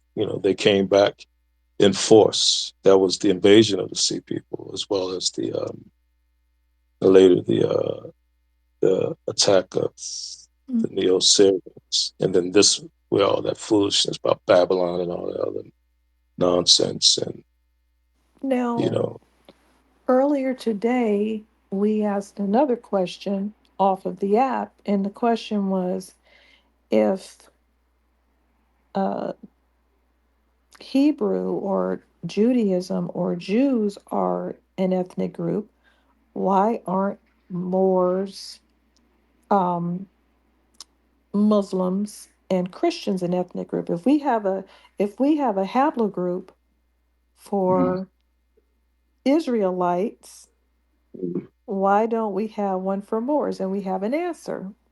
Okay, It's very simple. Um, when the proto Israelites branched away from Canaan, they were not recruiting people to be their religion. So they formed tight groups where they were just together and they had certain ways of getting married. And this type of behavior, these mating patterns, created their own haplogroup, their own signature in their DNA. And on the other side of it, um, Islamic forces were wanting to get everybody involved. So they wanted to put uh, basically everybody, all of Asia, Africa, Europe, they wanted everyone to be Islamic. And all those people mixed together, and they didn't form a specific ethnic group because it's too many people. And the same thing with Christians and Christianity. So they are not ethnically branded like Israelites have ethnically branded it by their not recruiting people or pushing it by the sword, so to speak. okay, I got it. So again, the times, the geography, and the narratives, they don't align. Okay, so from what I understand and from what I know, these things that you mentioned, Judaism, Christianity, Islam, they're just movements. That's all.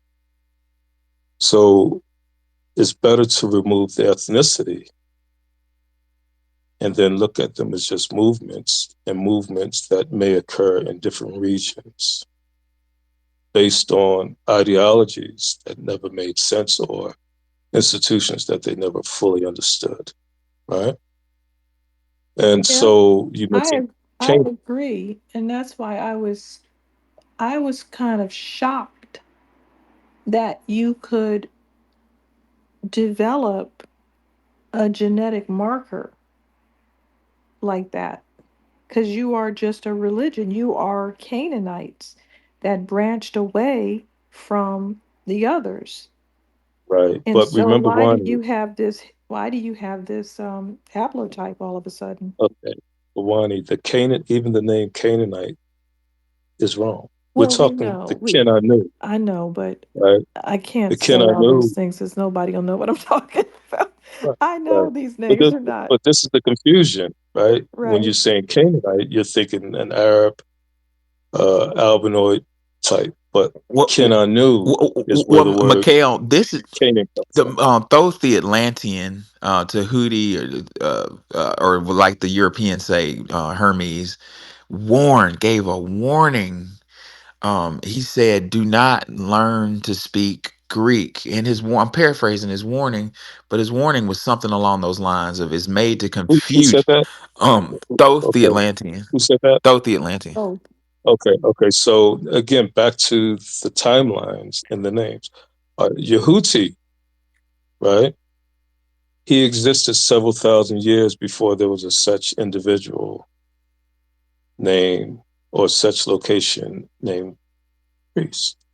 Now, bear in mind that, and seeing this is what I'm saying, how the so called Muslims make up stories and they call it hadiths and sunnah. These people also make up stories as well, right? And they call it Hermes and taught, taught, and it's really Yehuti. But you're talking about a figure, and it could be mythological, it could be a house or a society, but let's just say, for the sake of argument, Yehudi, right, existed on the island that you call Manoa, Crete, right? Keftui, that's the island. They call it Atlantis, but that's the island, right? Which eventually became what? Macedonia, right? And then, of course, part of the Greek or the Greece Empire, right? So, you know, there's no way he could have said that because none of that even existed. You see? Well, what is the possibility? I was listening to the Emerald Tablets. What's the possibility that he had a longer lifespan than normal beings? Is that Okay, possible? so within the Emerald Tablets, he said, and one we talked about this, that he would leave a repository at the base of the Great Mirror, the Great Pyramid, right? Where he would move around freely as a soul, right? And rest his body, sort of as the mummy, right? And then when he decided to incarnate into another human, right?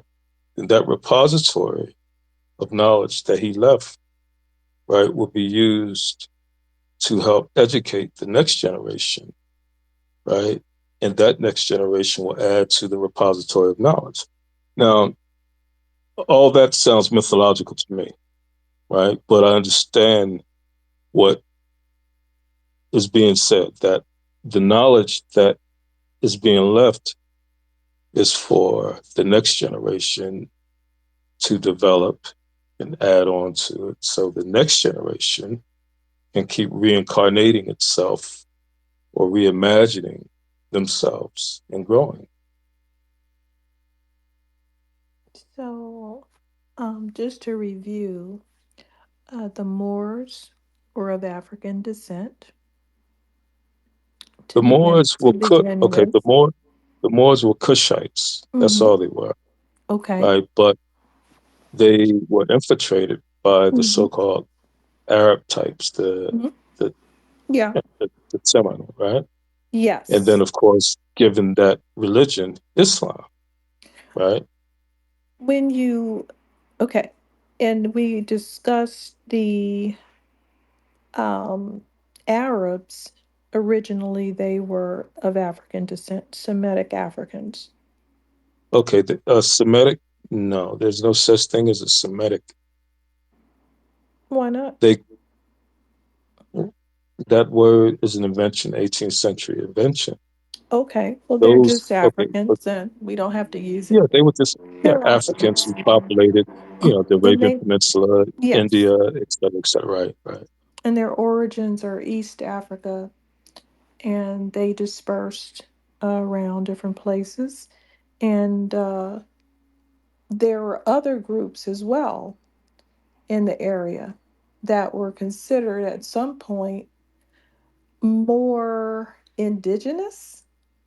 But whatever the case is, these people were of African descent, and they got the same, lightning. People with those mutations lightened up the area. And then when we Yes. speak about the Israelites, they're basically in the same region as the Arabs, and so they went through the same process. And the remnants of them is the Limba tribe who left the area, uh, went to Yemen, and then went back into Africa, ended up in the southern parts of Africa. They're also of of African descent, and they did not go through Europe, and that's why they don't look like some of the Jewish people that we associate with being Jewish. And 50% of their males have this priestly DNA, where only 3 to 5% of the European Jews have that DNA. So it's a vast difference in potency of being related to that priestly ancestor that they have created a DNA profile around. Right. But Wani, where did the Jews, the ones you call Jews, Hmm? who are the Hebrews? I don't know. Okay, this is where the name Hebrew comes from. Hebrew, I keep right? getting mixed information on that. C. Freeman L said Hebrew means her web. It's talking about the Oh, No, zodiac. it doesn't. No, oh it comes Lord. from the word Hebrew, Heberu. And they were nomadic, melanated people in the area of the Sinai. And at that point in time, that was all controlled by Anu, Kush, and Kemet, right? But that land was invaded by the Albinoids who came across the Mediterranean Sea, right? And that's when the phenotype and whatnot began to sort of change. But a lot of the tablets, the so-called Sumerian tablets and Metaneter and this, all of the scripts were already established. And these people who came to the region eventually took over that region. Of course, there was a mutation. With the mutation, there was also a lot of confusion. And this is where that idea of babble comes from, because even today, they still babble about things they don't understand. They lie. So um, it was just a movement of people with misunderstandings about things that they stolen. And to this day, they still don't understand it. And that's why you get all these YouTube Mm-hmm. uh, stories and these books about aliens and all this other foolishness. It's just crazy. So by Semitic, I think we're meaning the family of languages: Hebrew, Arabic, Aramaic. According Um, to according to the Albanoid, yes, the only according to the the Albanese. closest right the closest word that you find in Shem is called Shemahu. Is sort of it's in Kemet. It's called the land of the reeds, Reeds. And those people weren't the ones the so-called Albanoid types. They weren't in that region yet. They did not exist. They just make up names and piece stories together and No, then you're have absolutely right. We're victims of a lot of the names that they made up. They do make up names, but I'm just using those names so people understand the difference between, maybe someone in Nigeria versus someone in Arabia or in the Arabian Peninsula, just to let them know they are still of African descent, and they were just subjected to more admixtures over time, where people in West Africa were not subjected to that amount of admixture to change their whole phenotype around, so that we even have to argue about what's an Arab and what's a Berber and who was this and that, because we can see the pictures of these people. We know the movements and the migrations of people from Asia, quotation marks, or Arabs, or lighter skinned Arabs. We know the movements and we know what people look like before those movements.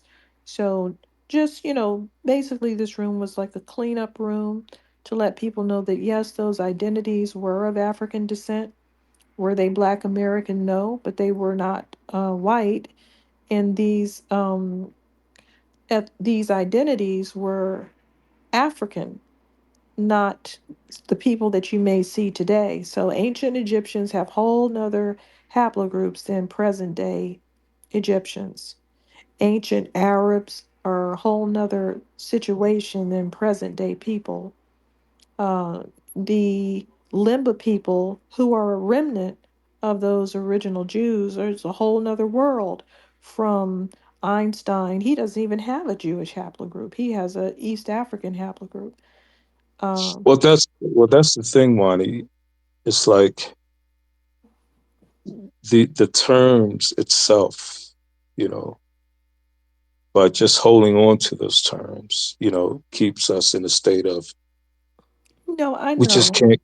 Yeah, it's just we can't go in. It's harder to go into the labyrinth and unpack it and think like okay, like the people who you're talking about, the Nigerians, right, or the West Africans in that region, right, who are running around with the ones we call Arabs, and they were, I would say, the original order of what the Professor Brotherhood of Set organized. At least in modern history, we're talking, what, 6,000 BCE around that time. They were called the Libu as a group, like, and this is where the name, or Libu, this is where the name Libya comes from, Libu. So if you Google that, Libu, right, you'll know exactly the group of people the treasonous melanated people who organized with the Kaz, the Kaz or the Kas, where the name Caucasian comes from, that were given the the kingdoms in the Nile Valley region hell, right? And then if you go east into the Redlands, right, you're talking about a different group of people, right, that essentially, when they became organized, they were called Neo-Syrians, and then everything else, came from them. But initially, those melanated people, they were called Kushan, Kushana, you see. So it just helps to sort of, study it from the source words, and then you'll be able to go back further and see what the people were doing thousands and thousands and thousands of years prior, and how they got to those areas, and what they did when they came there, what they took, and how it affects how we think, process, and orientate ourselves in this matrix, because that's when the matrix really began. It I began there. agree. I agree with the labeling. Just like one of my main issues is trying to describe pygmy people, small statured people and their movements around the earth. Um, they have so many different names, and if I use those names, people are like, "Who's that?"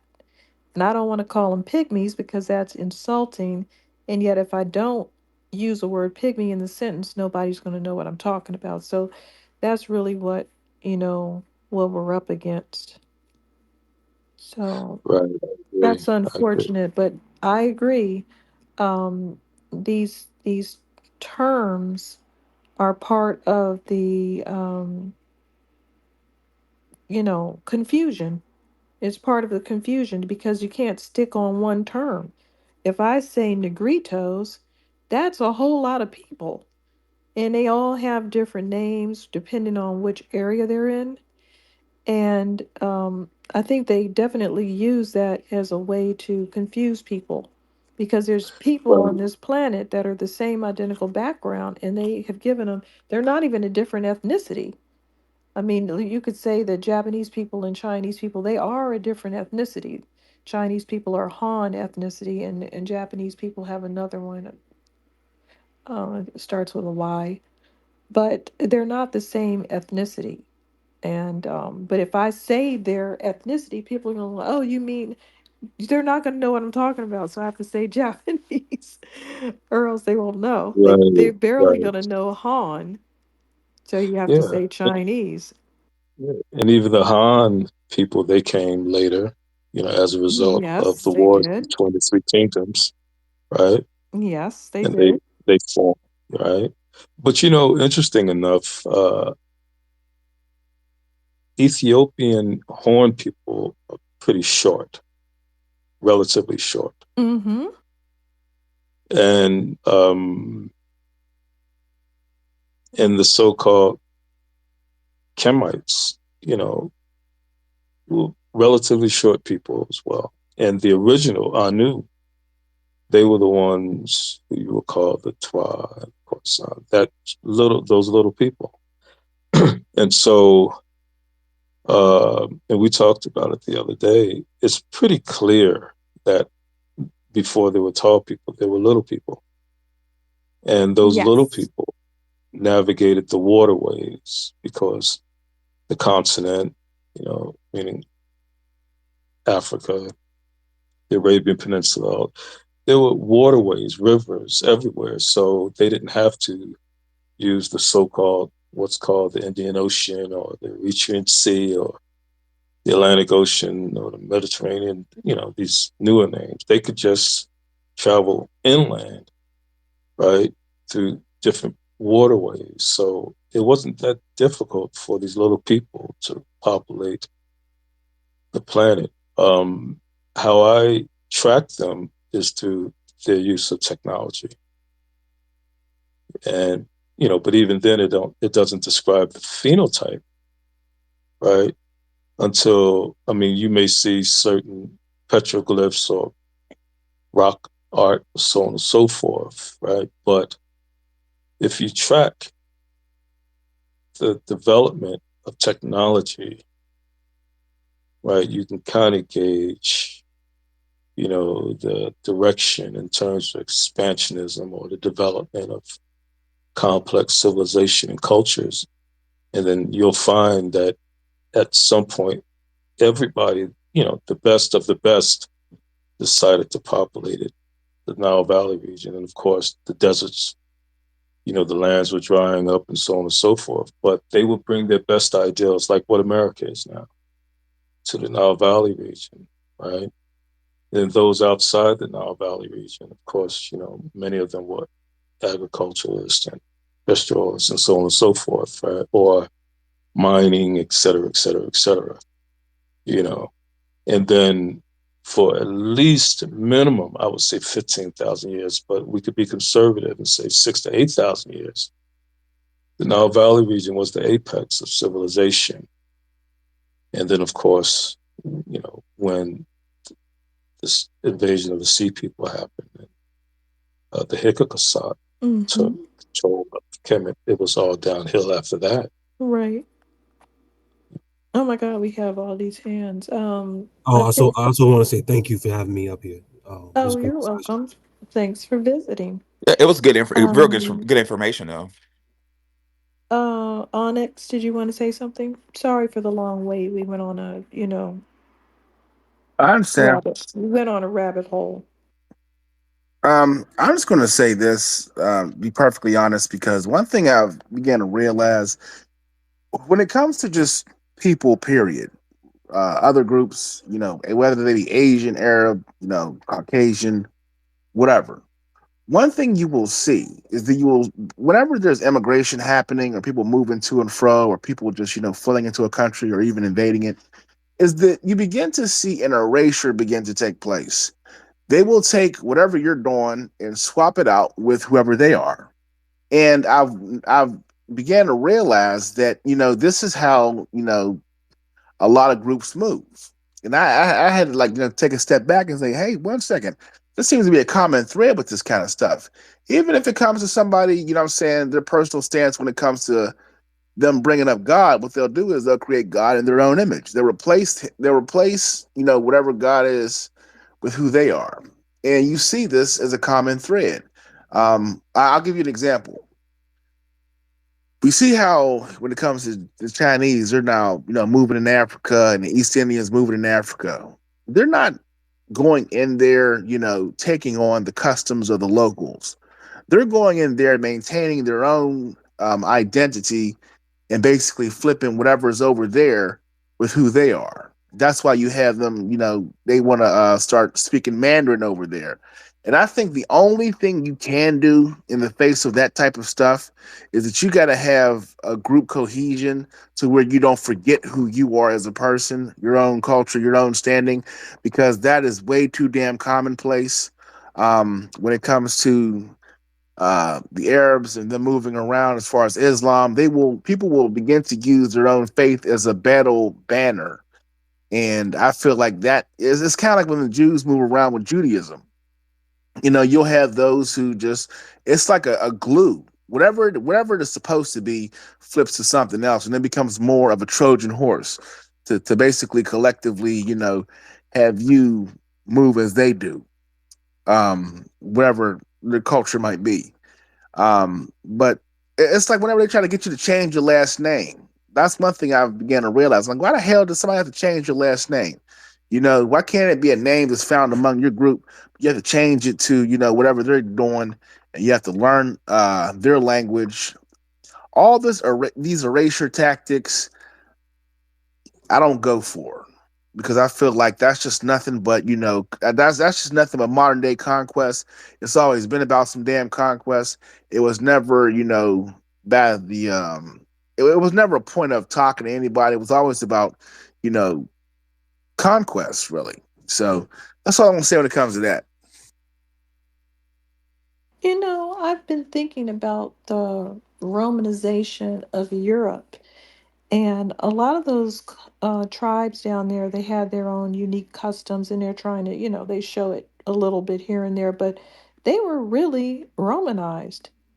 And all the places that were touched by the Ottoman Empire, they were brought under that umbrella too. And so these major empires stretched out over wide swaths of land and put down their ways of doing things.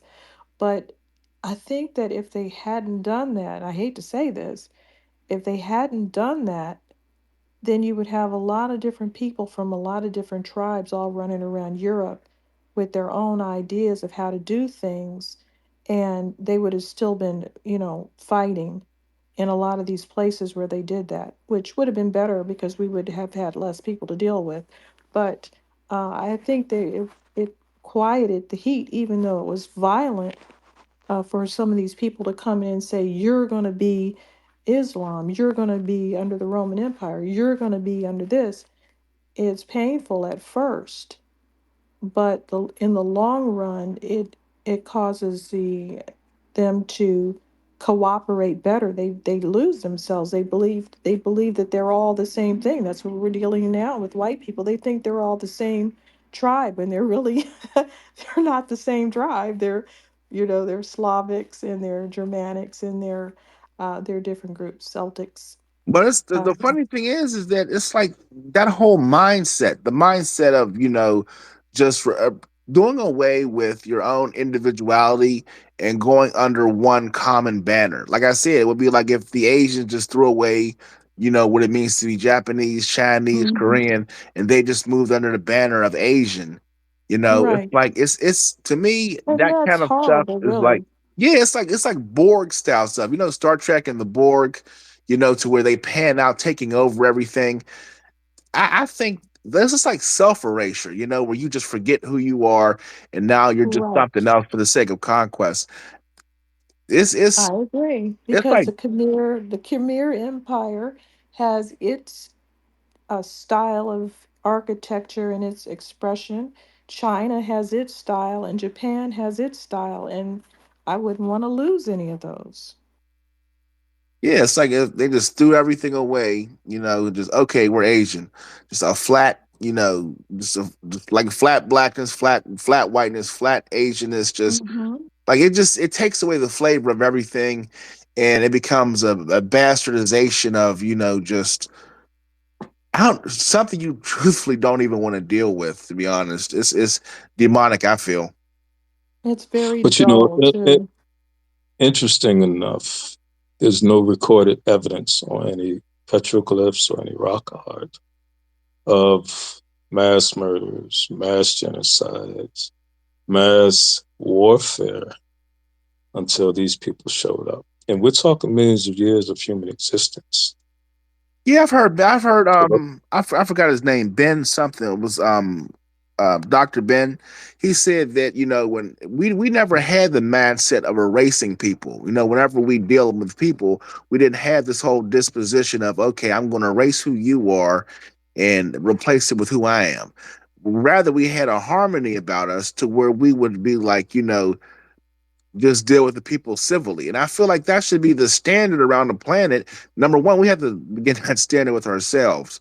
But I just think it's crazy that people don't have that as a usual mindset. Like, why the hell do you have to erase somebody or kill them? To me, like I said, I think that's just demonic stuff to where it's about greed. Well, the problem is there, brother, uh, and we talked about the institutions of Ma'at, order, balance, harmony, has been replaced with institutions of chaos, disorder, violence. You see, this is the matrix that we're operating under now. Yeah.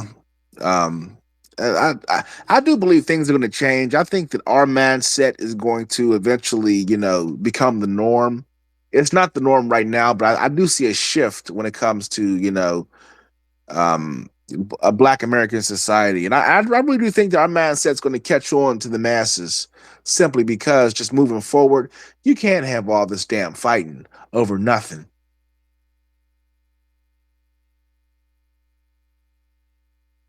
Well, willingly or unwillingly, there is a shift, of course.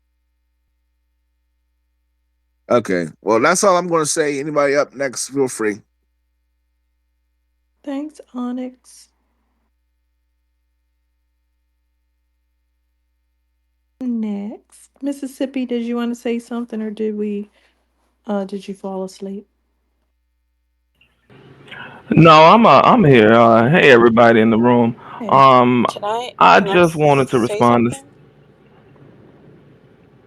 Who was that? um, Who was speaking? the Mississippi was talking. Can you wait a moment?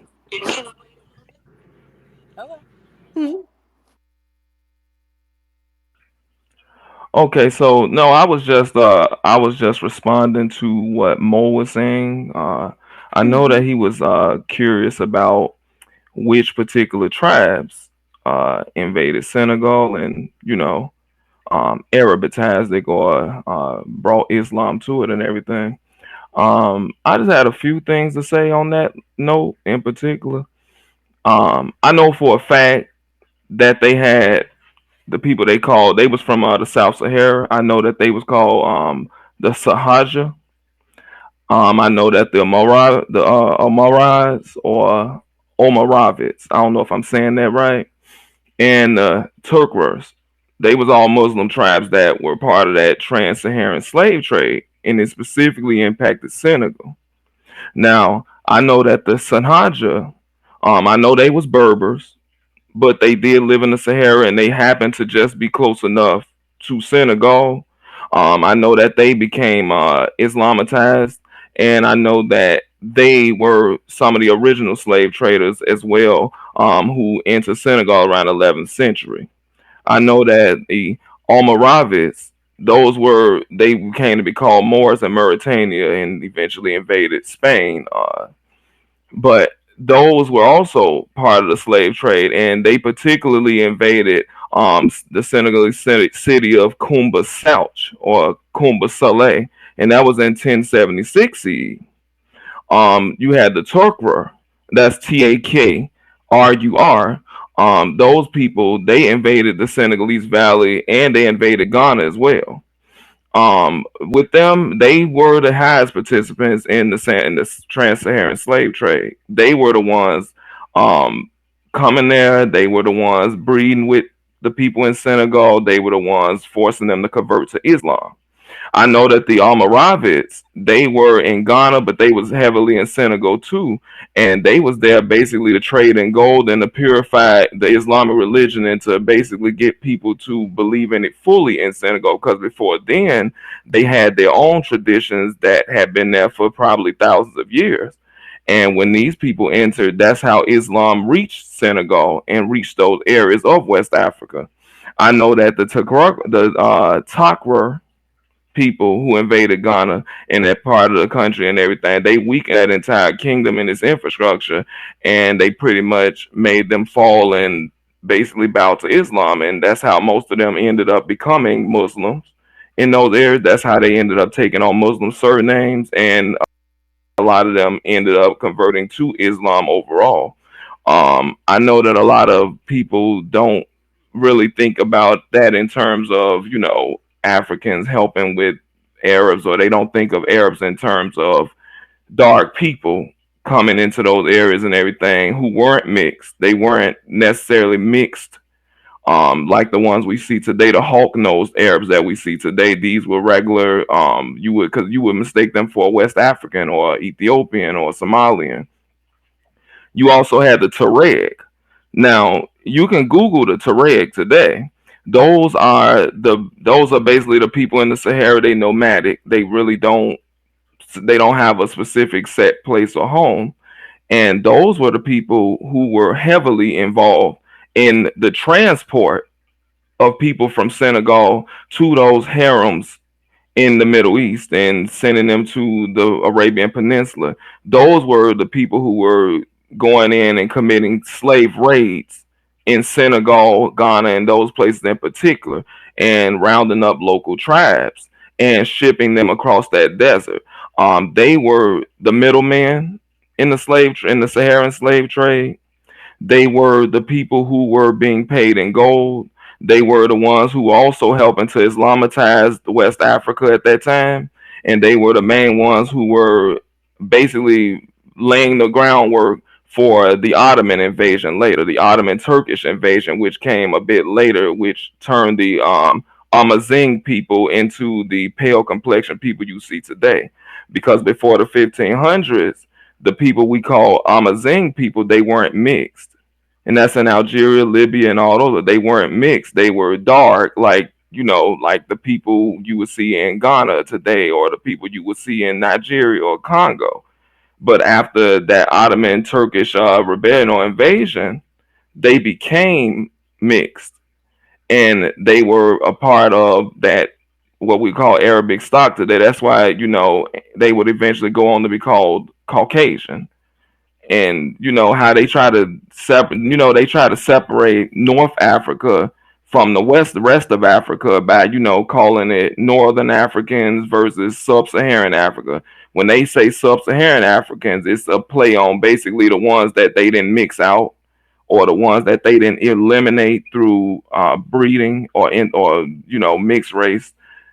And those were the people who they were able to tame, domesticate, and convert to Islam, and to basically make like themselves.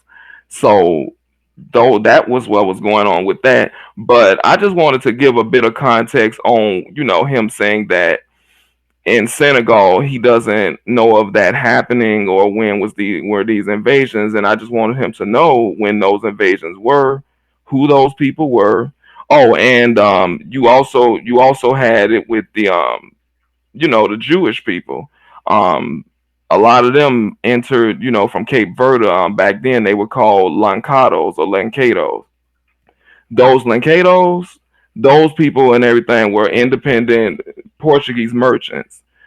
They were sent to the Cape Verde and all those islands and everything. They were kicked out of Portugal, because at the time they were doing this whole cleansing process of Jewish people around the 1500s, and they were kicking them out. And they sent about 600 children to the western coast of Africa, off of the islands that are right next to where Senegambia and all those areas would be, and Cape Verde and all those places. And those children went there and everything, and they were trained up to be slave merchants, slave traders. And the term Lacados itself, or Lancados itself, means to throw out. Those were like the ostracized, mixed race children of Jews and Portuguese and, dark Africans. And those people, when those children grew up, they entered the mainland of Africa along the west coast, and they began to marry into those tribes. They were trilingual. They spoke Portuguese, they spoke a bit of Hebrew, and they also spoke some of the local African dialects from those areas and everything. And they intermarried into the chiefdoms. And when they intermarried into those chiefdoms in places like Senegal and the rest, they began to produce offspring and they gained power.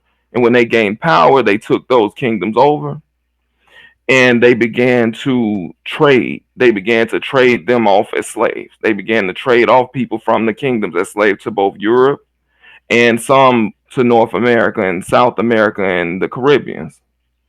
Their daughters, who they had children, they basically made children, and they gained power as queens and independent women of African. They were mixed race, and they were called the Signaires. They were the daughters of the Lancados. The Signaires, they was heavy into the transatlantic slave trade, especially in Senegal. And I mean, they were trading people. They had their own property, they owned slaves, they owned all kinds of assets. They inherited most of the riches and the gold and the wealth from Senegal and all those other places. And they had power and status. And a lot of them would go and get into temporary marriages with the European men, and they would have even greater reach where they would be able to traffic slaves in and out of Africa as they pleased. And they had the Um, ability to do that. that's But some very good information. Who better than a nomadic desert traversing individual to move people across that across the desert? I mean, it makes perfect sense that they would be involved in that. I did hear that some of them were involved, but I really appreciate that information. It's very interesting. I'm going to look up all of those nomadic tribes and see what their involvement is on transporting people. I think Mo wants to say something. Mo, he wants to respond real quick before we go to Black Truth. oh, Yeah, that's no. fine. I mean, Black Youth can go, but I could respond afterwards. You want to respond later? Yeah, I mean, he had his hand up for a while, so I could wait. Okay, go ahead, Black Truth. Yeah, I dislike when people try to pretend like they don't know about the history of a particular area. We all know that Senegal was a part of the Mali Empire. So look that up. I put it in the Jumbotron as the first one. Senegal was a part of the Mali Empire. The Mali Empire was established through bloody war. The Arabs were some of the fiercest, most violent warriors, in existence. They were renowned for violent battles and spreading, the Islam, the traditions of Islam through bloody warfare. So if anyone questions, whether or how or when the area of Senegal was conquered and was colonized by Muslims, they're either talking in bad faith or just don't know the history of the area. I'm going to assume that this person is just unaware of the history, but sometimes, they sometimes people try to pretend because these countries have been remixed so much, the names have changed. So if you look up Senegal, it'll say one thing, whereas if you look up the Mali Empire, it will say another. And for those who don't know, the Mali Empire was reigned by Mansa Musa. Who was Mansa Musa? A famous slave trader. He had gold, he had all types of other resources, but he also had tons of slaves. These people were enslaved. He was enslaving the population. These people, Facts. a lot of times, are talking in bad faith. These people were enslaved, they were colonized, they were taken over by Arabs. Mansa Musa was an Arab. He was an Islamic Arab, just like everyone else in that land. Then later on, if you look at the third receipt that's in that same post, there were other Islamic tribes who were trying to conquer that land later on in the 1600s. So they were warring. These were these were Islamic people or Muslims fighting with Muslims. They were warring tribes, and this is specifically the, let me get it real quick, the Char Buba War. So it was a 30-year war, and there's a lot of bloody wars, a lot of bloody conflicts in that area. And yes, it was conquered and colonized and taken over by Muslims. So first thing I'm gonna say is Mr. Musa was not an Arab. He was a Mandinka. So we're going by the his title Mansa. Mansa is king in Mandinka. If he was the king in he was an Arab king, he'll have a different title. So let's start there. And Mississippi, he brought up some great information too, and most of that is true. But the thing he left out is most of those groups over there are indigenous to the region. So the part we was talking about was Arabs conquering Senegal. That never happened. There's no proof. No one has shown proof of that happening. Yes, Senegal was a part of the Mali Empire. Yes, Senegal was part of the Ghana Empire. Yes, Senegal was part of Jollof Empire. Yes, Senegal was a part of Tekru, all that. And Mississippi mentioned Tekru, which is beautiful because most people don't mention Tekru. It's a lost kingdom that people forget about, but it was very important. And shout out to him for bringing that up. My ancestors actually come from that region too, so that's double shout out to him too for bringing that up. But yeah, I think people like to conflate Muslims and Arabs, whereas like no, you have to cross the whole Sahara Desert just to get to West Africa. These regions. Do you know how tired you will be after crossing the Sahara Desert? You won't have time to conquer anything. And the Almoravids people, also they conquered. The furthest they went south was Mauritania, and they just didn't conquer more after that. They tried to conquer Morocco, and they think they conquered it for like 20 years, and the Mandinka got that back immediately. So yeah, we wasn't these downtrodden people and just people just conquering shit. It just that didn't happen. There's no record of that happening. And I'm Well, I'm gonna say we have a rule here on this on our on show that if you counter something, you got to provide evidence. I'm not calling you out, brother, but a lot of our brothers and sisters from the diaspora from West Africa have this have adopted "I'm white and I say so," even though they're not white. Of just saying, "Nuh-uh, that's not how it happened." Well, tell me how it's different. You brought up Mansa Musa being not a proper title for a Muslim king. I understood you say, well, the books got it wrong. His name was Musa Kita. Mansa Musa is just what European books say. no, So, Mansa specifically means king in Mandinka. That's what I said. okay, well, cool. But all I'm saying, and I'm gonna let you land your plane. But when you counter what somebody says, moving forward, please provide some evidence. Just saying, "Nuh-uh, that ain't gonna work." Sure. What What evidence of what are you asking for? I can provide it. You said something about it's no way he could have been. I'm paraphrasing you, but no way he could have been Muslim because of XYZ. Well, give us examples, because No, what you mean? Mansa Musa was Muslim. I'm saying he wasn't Arab okay, well, how do you know he wasn't? because he was Mandinka. He was what? He was Mandinka. The Mali Okay, Empire, the Mali empires were all Mandinkas.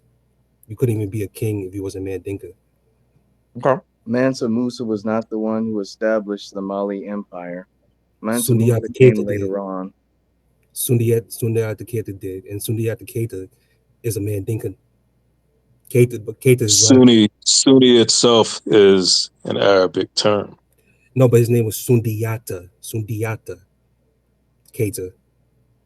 That's a Mandinka What name. That's what the that's Arab not the Arab. what the Arabs would often do is that they would conquer a tribe of Africans, convert them into Muslims, and then use those Africans who were already converted against other Africans in that region. So whether they were quote unquote Arabs or just Muslims who were converted from other Arabs in another region, I don't see much relevance to that point. Well, the point I was arguing the whole time was Arabs conquered West Africa, and that just did not happen. There was what like no one has still shown what Arab group conquered West Africa. What Arab king, what Arab governor was in West Africa. Like that still hasn't been shown. The name, like listen, when it comes to the Arabs, right? They have a specific MO. When they go over there, they will, like Mikhail said, they will cut your dick off, make you a eunuch, and they will rape your woman, and they will change your bloodline pretty much. And that's happened throughout all Arab kingdoms. Rape as warfare. Hmm. Yeah, for sure. But that just didn't happen. I mean, if that was true, most of us wouldn't be as dark as we are currently. Oh Lord. Yeah, yeah, but and I hear you, brother. And this is good stuff. But just moving forward, when you say that didn't happen, just give me some type of give us some type of evidence to I ne- show that why. just to clarify, I never said that uh, they were conquered through the Arabs. The Arabs conquered Africans, and Africans later were used by the armies. They became essentially a force for the Arabs to conquer other parts. So again, whether they were directly of a bloodline or not, I still don't see the point there. Well, the whole point was Arabs conquering West Africa, and I was just saying that just didn't happen. I mean, I'm telling you otherwise. And in a moment, I'm gonna give you evidence to prove that Arabs conquered East Africa and portions of West Africa. And No, I know they conquered East Africa for sure. I know that. But I'm saying they didn't conquer West Africa. That's Well, brother, The I fact that mean, you are any, Islamic, the anyone fact that you practice Islam shows that they conquered it. anyone can Google it. For example, I'm going to read. The okay. trans-Saharan slave trade, also known as the Arab slave trade, was a centuries-long practice of enslaving Africans and transporting them across the Saharan desert. It began in the 7th century with the rise of Islam and continued into the 20th century. How it worked: capture. Slaves were primarily acquired through warfare, raiding, and kidnapping. They were often captured during conflicts between African kingdoms or through raids on villages. Caravans enslaved Africans was transported across the Sahara in large caravans, often walking hundreds or thousands of miles in harsh conditions. The journey was extremely dangerous, with many dying from dehydration, exhaustion, and disease. Destinations. The main destinations for enslaved Africans were North Africa, meaning Morocco, Algeria, Tunisia, Egypt, and the Middle East, the Arabian Peninsula. I mean, it's anyone can Google this. It's not Yeah, rocket science. We're that's in the age of information, sir. that's It's there. you still didn't say what Arab group conquered West Africa. I'm still waiting on that. Like I've been waiting for Okay, that. well, do your homework, bro. Just The do your burden of homework. proof lies on you. The burden No, of no, proof lies on you. I can't prove a negative. Exactly. The fact that you are Islamic proves that you were conquered by Arabics. Well, on the spot, pretty much explained it when she said trade happened and people converted. No one was forced to be Muslim. They Some were. were forced. Okay, show me the group that forced my people to be Muslim. The It We've proof already lies. begins. The shown burden of proof you. lies on you. But you're no, you're saying you made the claim though. You made the claim that my people were forced by a certain group. So It's show not a me the claim. group. It's history. It's not a So claim. It's okay, so history. It's a fact. show the group then. That's all I'm asking. I'm, Brother, I'm open to being brother, wrong. Arabic Muslim You, brother, the conquerors. burden of proof lies on you. it's But I can't prove happening a now. negative. It's happening now in Africa. Things are different, but nothing's changed. It's happening now. No, Being in denial won't change it. I'm okay. I'm cool. Listen, I'm open to being wrong. So someone just show me, hey, this Arabic group came to West Africa. Google it. It's common knowledge. Google it. I've Googled it So plenty of times. where are you arguing that Arab rule did not happen? You're saying in West Africa? West Africa didn't happen. He's arguing the ethnicity of the people. He's saying that they were African Muslims as opposed to being Arab Muslims who conquered him. He's splitting hairs. It's okay. That's not We splitting understand. hairs. The- Is Mali West Africa? Mali is West Africa. They're not And Arab. Mali is Muslim. Yeah, but that wasn't the point. You said Arabs. Okay. You have melanated deeply melanated people in Sudan right now that are not indigenous and are unquestionably Arab, giving those people hell. Nah, If what you And they I look like know what's you. going on. This is splitting hairs because where did the indigenous Africans get Islam from? The Arabs. Nah, actually, it was Fulani traders from the north and Berbers. Where did they get listen, it from? The That They Arabs. got they no, they got it from the Moroccans. Arab Arabs did not directly conquer West Africa. Thank you. The conquest of or the Islamization of West Africa starts with the Almoravids, who were The premise behind this is just completely ridiculous. If we can agree that Islam is an Arab religion, if we can agree on that, given the fact that parts of West Africa, including but not limited to Mali, are Islamic, that proves that they were conquered by Arabs by proxy, which no, is even worse. you can say We by was proxy, but we not wasn't that. sending There taxes was and tributes to. Arabs did not march an Conquering army is from. there's conquering. no point in continuing this. It's No, just no, hold on, splitting hold on. hairs We wasn't between. sending no. To The be hold Arabs on, did hold on, not real quick, real army quick. from Saudi Arabia to conquer any part of West Africa. But we all know about the Almoravids. The Almoravids, during the time of Ouagadougou, and Ouagadougou being the first centralized tropical African state, or well, tropical and Sahelian African state in the 900s. Uh, uh, by then, North Africa had been Islamized. But because Ouagadougou was rich in gold and salt, they became constant target for raids by the Almoravids, who did trade with Ouagadougou and even the people of Ouagadougou Look, apparently that's established. real nice and thank you, but what does that have to do with the issue at hand? The argument that I was hearing is, did the Arabs conquer West Africa? The short answer was yes.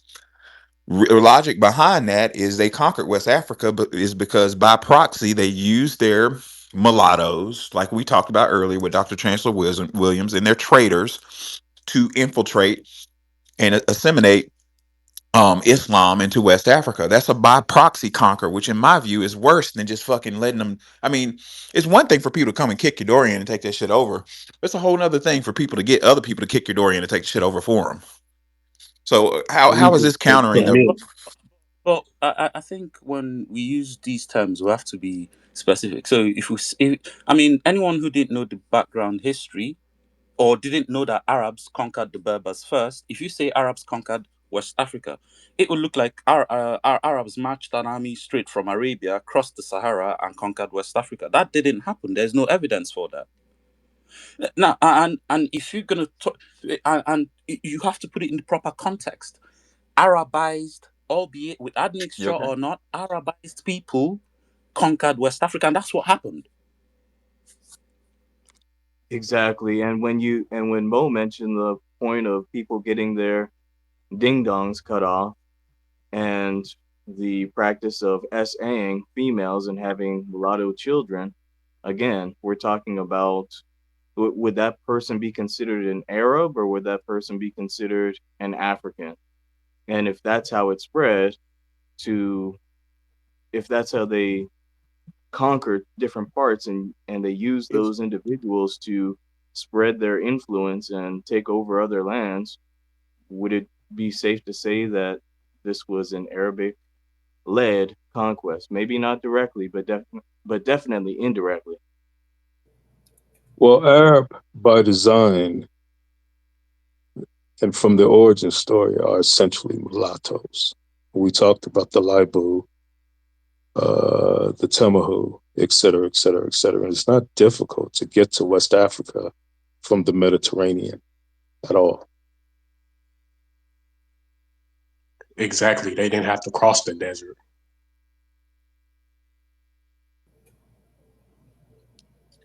The Yeah. Europeans conquered it and they didn't cross the desert.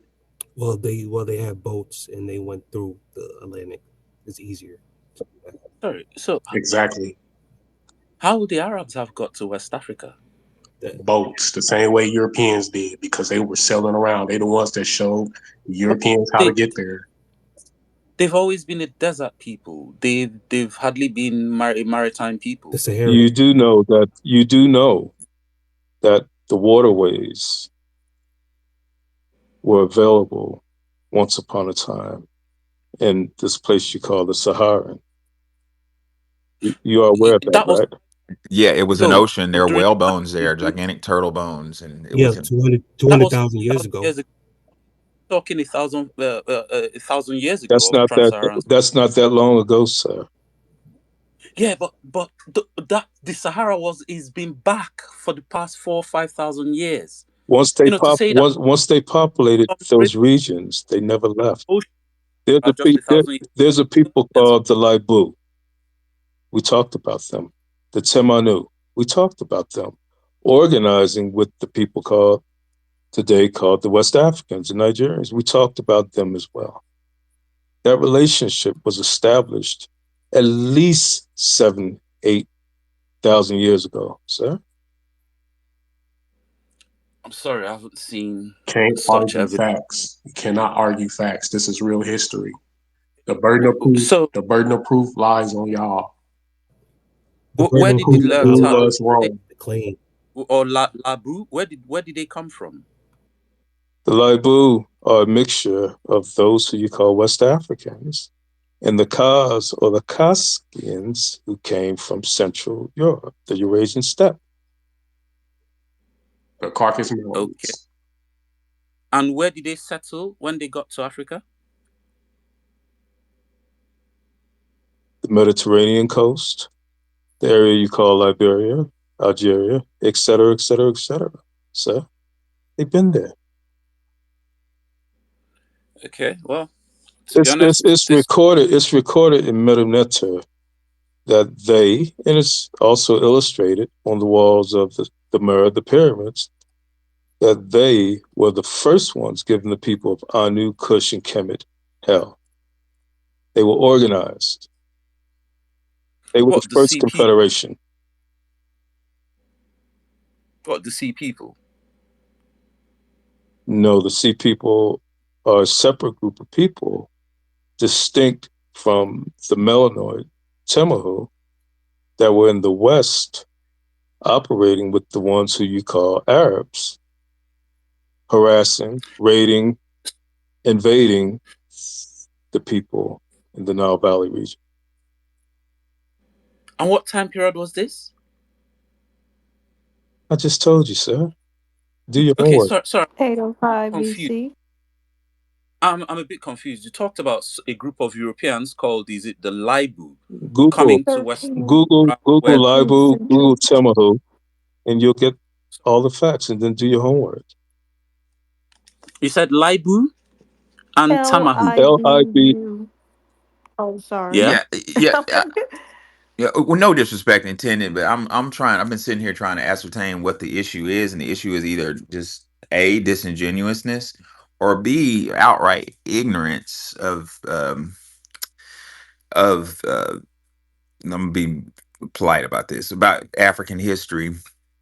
According to Chancellor Williams, the Portuguese came earlier. I read a quote talking about the Portuguese came there dressed like pastors to pick up girls, and walking around like they were priests, having 20 women, 20 girls to themselves. You know what I'm saying? Just turning tricks and shit. That's one thing, but according to Chancellor Williams, the Portuguese, quote, the Portuguese is a kingdom ruled by a king, Prester John. So stop right there. So there was a rumor of a king in Africa named Prester John, who was a Christian king and known to help Christians. Well, we don't know if it was an urban legend or what, but the Portuguese, in their uh, exploitation of innocent black women, African women, were actually looking for Prester John to unite. Why were they looking for a Christian African king? They were looking for him to unite forces against the Arabs because the Arabs had taken over Africa. Facts. Chancellor Williams says Prester John, the idea was to unite Christian forces of Europe with those of Africa in an all-out war against Arabs. Uh-huh.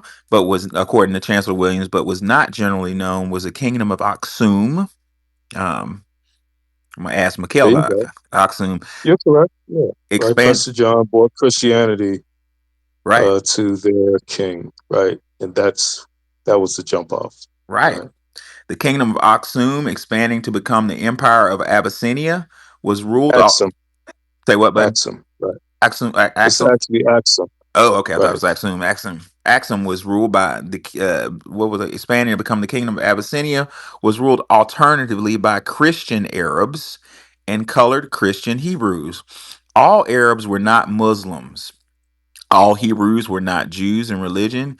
It appears that African Hebrew and Christian Arab communities were in southern Arabia and Yemen, just across from East African country that they later conquered.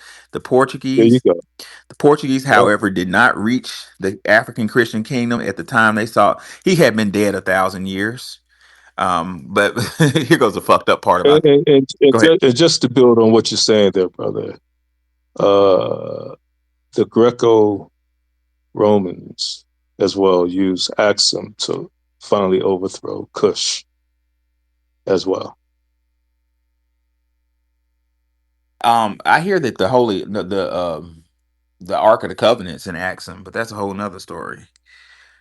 That's a whole nother book, whole nother rabbit hole. Yes, that's why they all get face and eyeball cancer That's just a for book. hanging around. We're gonna have a Well, they're space on that book. guarding something that's nuclear or radioactive. I know a dude, a professor at the college, the historical black college I was at last year. That he's I don't know, he's from somewhere in Africa, but he was next to it, and he said he didn't have the guts to go in there. He said something weird was going on in that building where the Ark of the Covenant allegedly is. He said he didn't have the heart to walk up in there. He's like, nope, not I've doing been it. there. I mean, it's another story, but You gonna you tell us can what's in learn. there? Oh, come on with it. You can't do that, Oh Mikhail. yeah. Uh-uh. Oh yes. Cough it up. I'm telling you what's in it. That's what these What? conversations are about. Is it radioactive? Just answer that one question. I'm still here. They say the Ark is a thing of fire. What does that mean? Uh-huh. Enlightenment, Well, why are they going blind? cataracts. I'm not gonna believe that. He ain't telling. They're getting rapid cataracts. But the point is, West Africa wasn't hard to find, and they've been those so-called Arabs have been having it their way in those regions and working with and through proxies for a very long time.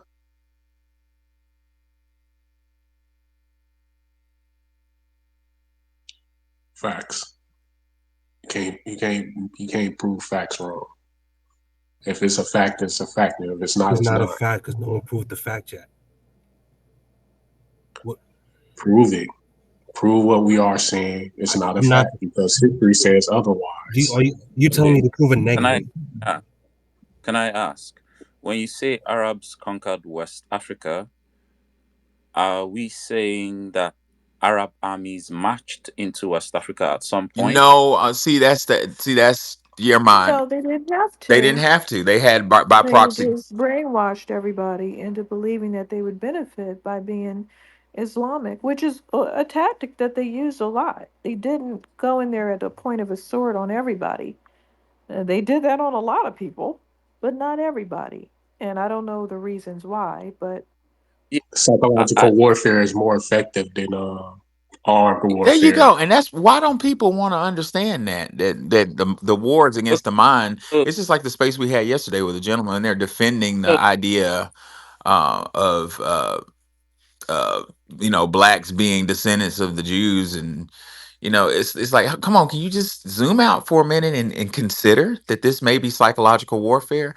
The truth of the matter is, sir, is West Africa was conquered by proxy by Arabs using ideology, and moreover, the majority of West Africa was conquered by Europeans, so it was conquered nonetheless. So what's the issue? What's the hiccup? okay, because so people can want to we say believe that they are part of the religion or that they chose it willingly. They don't want to imagine that it was thrust upon them. Right. They want to have a feeling of, I I I independence.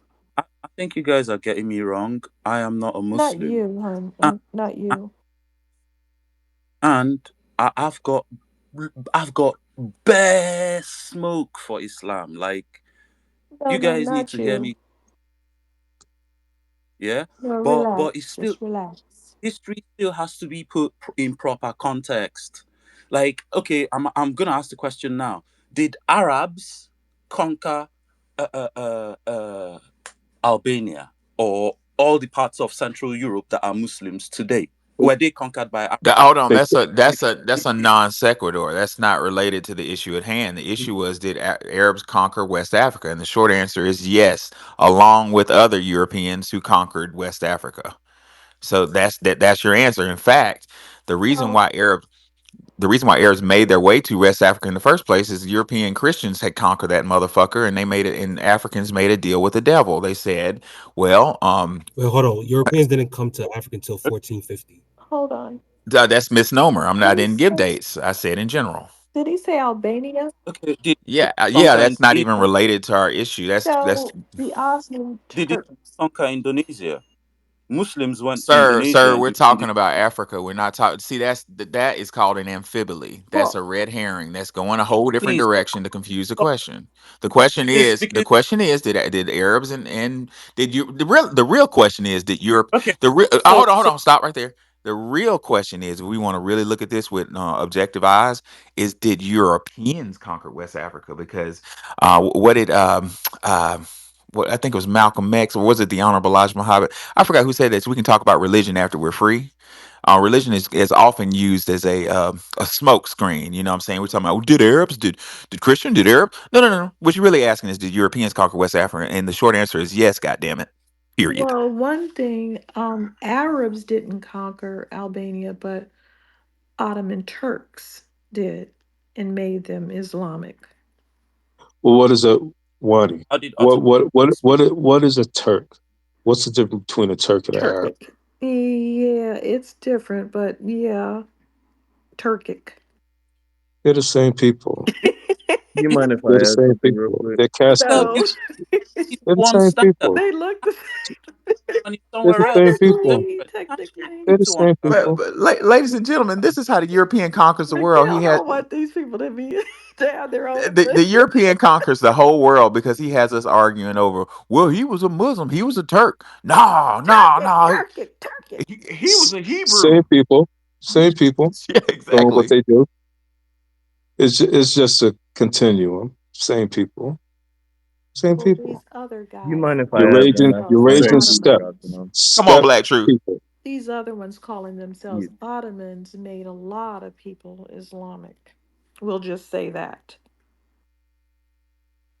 I just wanted to add this last point. I'm going to drop down after this. The Mali Empire, if I'm not mistaken, was Sunni Islam, if I'm not mistaken, that version of Islam, because there are two main sects of Islam. Right there. Yeah, they're Either Sunni. way, their minds were so conquered. I want you to envision the mindset it must have taken for Mansa Musa, a known slave owner, slave trader, exploiter of his own people, gatherer of gold, a show offing person who really exposed the amount of wealth that Africa had to the Europeans. But anyway, imagine the mindset of a person to travel to Mecca. His mind was conquered. What does it matter if he was necessarily 100% of the bloodline of an Arab? They had their minds conquered. They used Africans who they subjugated, who they colonized to colonize other Africans and to obey and to essentially kiss the ring of the Arabs. So, with that, I'll land and I'll go ahead and drop down.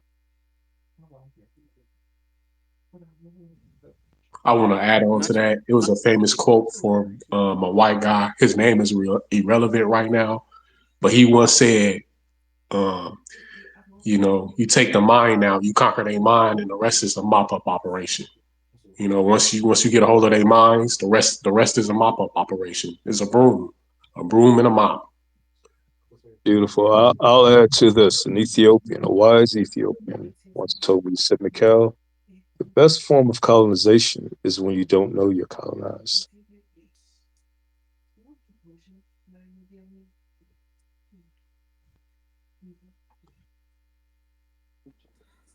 I'm sorry, it still does not change the fact that anyone who does not have the background information, if they hear you guys just say, "Oh, Arabs conquered West Africa," they'll just think Arab armies marched across That's the your desert. sir. That's And that's your fixation. Nobody on this panel uh, said that. We posited that it was conquered well, by can proxy. It was can I it was conquered by ideology. But therein, there then then there there that therein is context, the issue, sir. that There, context. therein is the issue, sir. You're fixating over a form of warfare that's outdated. Maybe that's why it got conquered. If you would realize that ideology is used as a form of warfare, maybe y'all wouldn't have got conquered so easy. Y'all are conquered by ideology. I spent a long time. I spent damn Well, near this whole summer in so West Africa. you are the one who's confusing. I'm not You seem confused, to think sir. I exactly didn't put the the same. white pictures of Jesus up everywhere. I tried my best to ignore them, from the coast of Cape Coast to downtown Accra to the fucking rainforest. Saw pictures of a white stringy haired Jesus. That's an ideology that's attacked you. That made you thinking that God looks unlike yourself. That's And how do called you psychological warfare, and you're focused on how, kinetic warfare. Kinetic warfare is important; it's a part of warfare, but warfare starts with psychological conditioning. And if you're psychologically conditioned to think that somebody looks like God is outside of your parents, you've already been defeated. Fuck a bullet. Well, well, brother professor, let me ask the gentleman a question, sir. Sir, yeah. when did the people, the ones we call Arabs of Libya and Algeria, get to that region? When and how? Go. They They got there after 639 AD, after 2 years of conquering Egypt. They opened two fronts, one going to conquer North Africa, which they conquered in about 60, 62 years, and another one going towards, well, first of all, down, following the Nile, down the east. They met the Nubians. The Nubians stopped them. They signed the back treaty. They went around up the highlands and down the Swahili coast and started the trans-Indian Okay, slave trade got there. it. Ladies and gentlemen, hence the problem. Who are the Laibu? We just talked about them. Who are they? Go. The Laibu, I'm sorry, from what I've seen, they are not from Liberia. They were recorded by the Egyptians as being their neighbors in Libya. Laibu is not the same as Now, Liberia. Laibu is Libya. well, Who, you told what who are they, you sir? told me when Who are they? I said Liberia. Who are they? I said When Libya. Who are they? And when did they get there? when I asked you, I heard. who are they? When did they get there? Okay, so the genetics and history of North Africa. No, When the I asked you about the Laibu, the so-called Libyans. When did they get there? yes, but then I know where you're going to, All and right, I'm trying to answer. let's just get there. Get right to it. Now, there has been back migration into North Africa going back 40,000 years. And as even before the Green Sahara period, the Arabian Peninsula used to be green Uh, itself. It used to be lush, and we dry. established that. But I asked you, when did the people who are categorized as Laibu get there? Okay, can I answer the question I'm my waiting. own way? Yeah, just answer it. Okay, Give me a date, so a time. so when the Sahara was green, the entire population of what we know today as tropical Africa actually migrated, following flora and fauna up north, and they spread all over the continent. That happened for about 10,000 years, and then the Sahara came back. Obviously, came back gradually, and these people start moving away from basically whatever was emerging as the Sahara. Some of them moved up closer up into the Maghreb. The Some of Laibu, them moved. no, no, no, sir. When did the Can you Laibu people get answer the to that question region? my Well, way? we know about the Green Sahara. We know about the Green Arabian Peninsula. We're talking about a specific group of people Can that you are just let documented me answer in the that question? region. Can you answer the question? Huh? Yeah, because you try and make, because even the Libu, it's not like well, the people in Libya, they've been admixed for since the Sahara ended. Sorry, since the Green Sahara period ended. When They've were been they admixed when were they documented as libel? during the Egyptian period. They Okay. documented them. Okay, so prior to that, they were documented by Kush. By who? Kush. They As who? preceded. Kush preceded Kemet. Are you aware Right. of that, Yes. right? Yes. Okay. And Anu preceded Kush. You're aware of that, right? Right. Yeah. And Keftui and Ma preceded Kush, Anu, Kush, and Kemet, right? Right? Yeah. Carry on. Carry on. Yeah. Okay, good.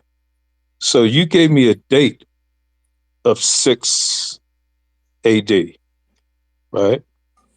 And 639 AD, Mhm. when the Arabs Right, conquered. right. And Yeah. I'm already focused. 8,000 BCE, right? And Okay. the people who we call the Kemites, they document them around 3,000 BCE, right? Right? Okay. Okay, there you go. So they didn't just show up at 600 AD or CE. So they've been there. Can I still answer the question my own way? Okay, If okay, if you can't wait for, I'll just. what I'm doing is I'm educating Oh, you with regard to I don't. timelines, geography, phenotypes. We could talk about how they got there too, but I wanted to get right to the point. They've been there for a while. West Africa was not out of reach, sir. And those same people have been there creating Say early. problems with your ancestors for thousands of years. Have the floor. Thank you.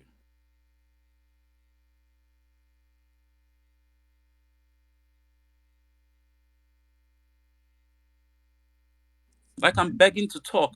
Nah, man, I'm not begging anyone to talk. Like you asked me a question and then you went ahead, jumped in and answered it yourself. So what was the point asking me the Go ahead and question? land your plane. Go ahead. Go ahead.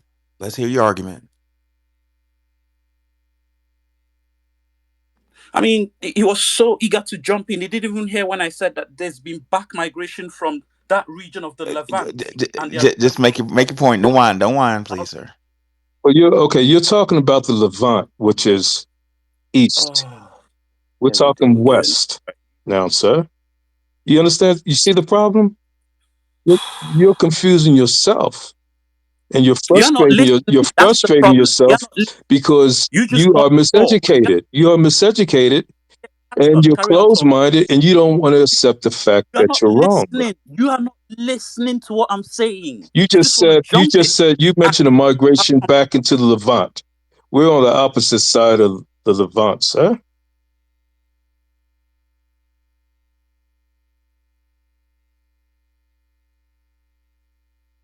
We're talking West Africa.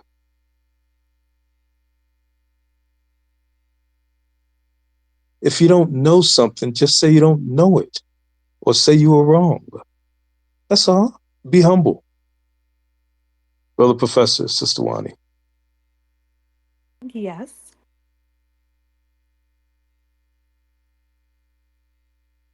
What'd you say, Mikhail? I'm done with them. Oh, okay. Yeah. He's whining. Well, that was just some bullshit. I mean, dude why didn't even are let me you get. mad? I don't understand. And then he's telling me, and then he didn't even, he wasn't even listening. He's not even listening to what I'm saying. He's telling, oh, we talk West Africa. We talk like literally. You're not listening. What you think? I'm sure you think this is for points. You're trying to get points. What you think? Look, I don't have to be here. I don't have to talk. I don't beg to talk. I have my own spaces where I do my own history lectures. Why are you emotional, sir? Did I hurt your soul? I'm not emotional. You just All right, then being Why calm is down, he calm upset? down, you just calm down, make your you point and think it's land. all about you think it's all about you. You can't even let someone get two sentences in. It's all about you. You have to come in and teach. Oh, I have to educate you Okay, and sir. teach you No, this, you're just that, and this. here's the problem. You're just not as smart as I Please, am. That's the in it, problem. put You're in just it, not as please. smart as I am. You're just not as intelligent. That's the Why problem. do you have a problem letting other people talk? Is it all about you, I asked you to main talk. character, I asked you to talk, make your point, and right? land. Go.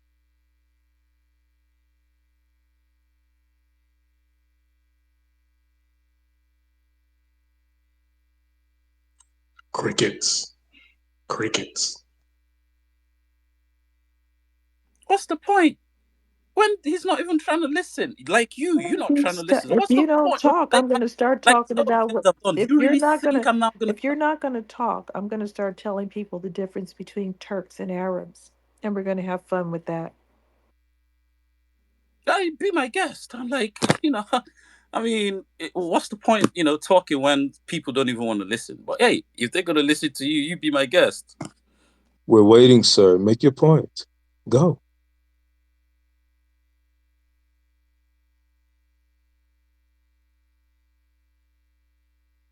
Okay. Once again, crickets. So, um, okay. So the Turkic people that are different, we're going to show you why they look similar. They came out of East Africa, went along the Nile River to the Levant, and merged into Anatolia, okay, which is Turkey. And the Arabs left out of East Africa. Sounds the same, right? Only it was, well, it was a little bit earlier and a little bit, yeah, it was a little bit earlier, we'll say. So it wasn't the same people at all because the Turks, uh, they left 60,000 to 40,000 BCE, and the Arabs left 100,000 to 50,000 BCE. So it's quite different, but still within a time frame. So the Arabs went out of East Africa, went along north to the Arabian Peninsula, the Near East, and the Arabian Desert, and into the Levant. That's the difference. That's the only difference. They look similar, and they have, they came out of a similar part of East Africa, and they hung around in the Levant. They have similar features because of hanging out in that area, but they simply went in two different ways. One So here's toward a Turkey, question. one toward Turkey, and one toward the Levant.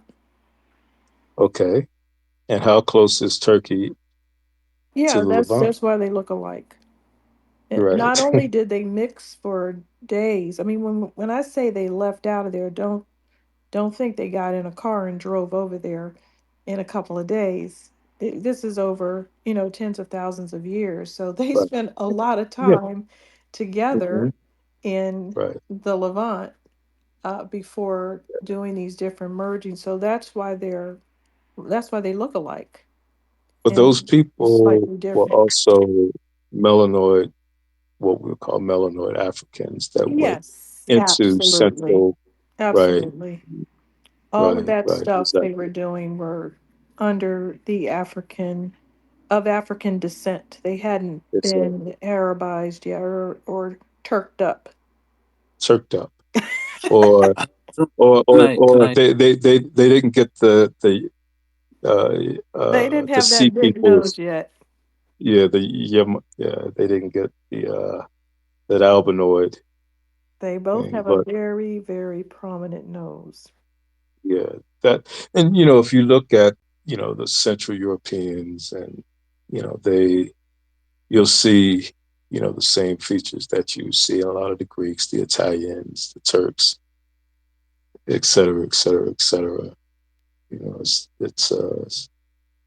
It's the same people, just doing they're doing what they do at different time spans and to different people in different locations, creating nothing, showing up places, taking things that don't belong to them, that they still don't understand, reinventing it and saying, you niggas couldn't write, didn't record anything, et cetera, et cetera, et cetera. So nothing's changed. I'm just, no, Wani, I'm just trying to figure out if we know Kemet was the last continuum in the Assyrian uh, ideology of building complex civilization. Brother Professor, maybe you can help me with this.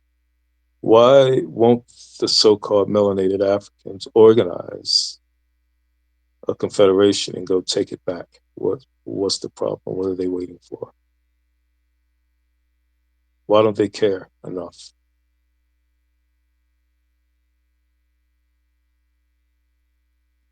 They've been conquered mentally. On the spot, can I say something to what you said earlier about the origins of the Arabs and Turks? And it's my own understanding based on my own research. You don't have to agree with me. So, 100,000 years ago, there was no ethnic groups in the sense we understand today. Now, the people that became these ethnic groups were there, the parent groups, yes. Proto. There And are proto groups of them. right now, 100,000 years ago, Homo sapiens, who had largely expanded across the whole of Africa, began to leave Africa. Now, small groups had left before, but not enough to successfully establish themselves in the places they went. But about 100,000 years ago, we see a trend where these groups begin to become that leave begin to become viable, and primarily because of the trade networks they established. Now, uh, as they pushed into Europe and into Asia, they met already existing hominins like Homo neanderthalis, and Homo denisovan.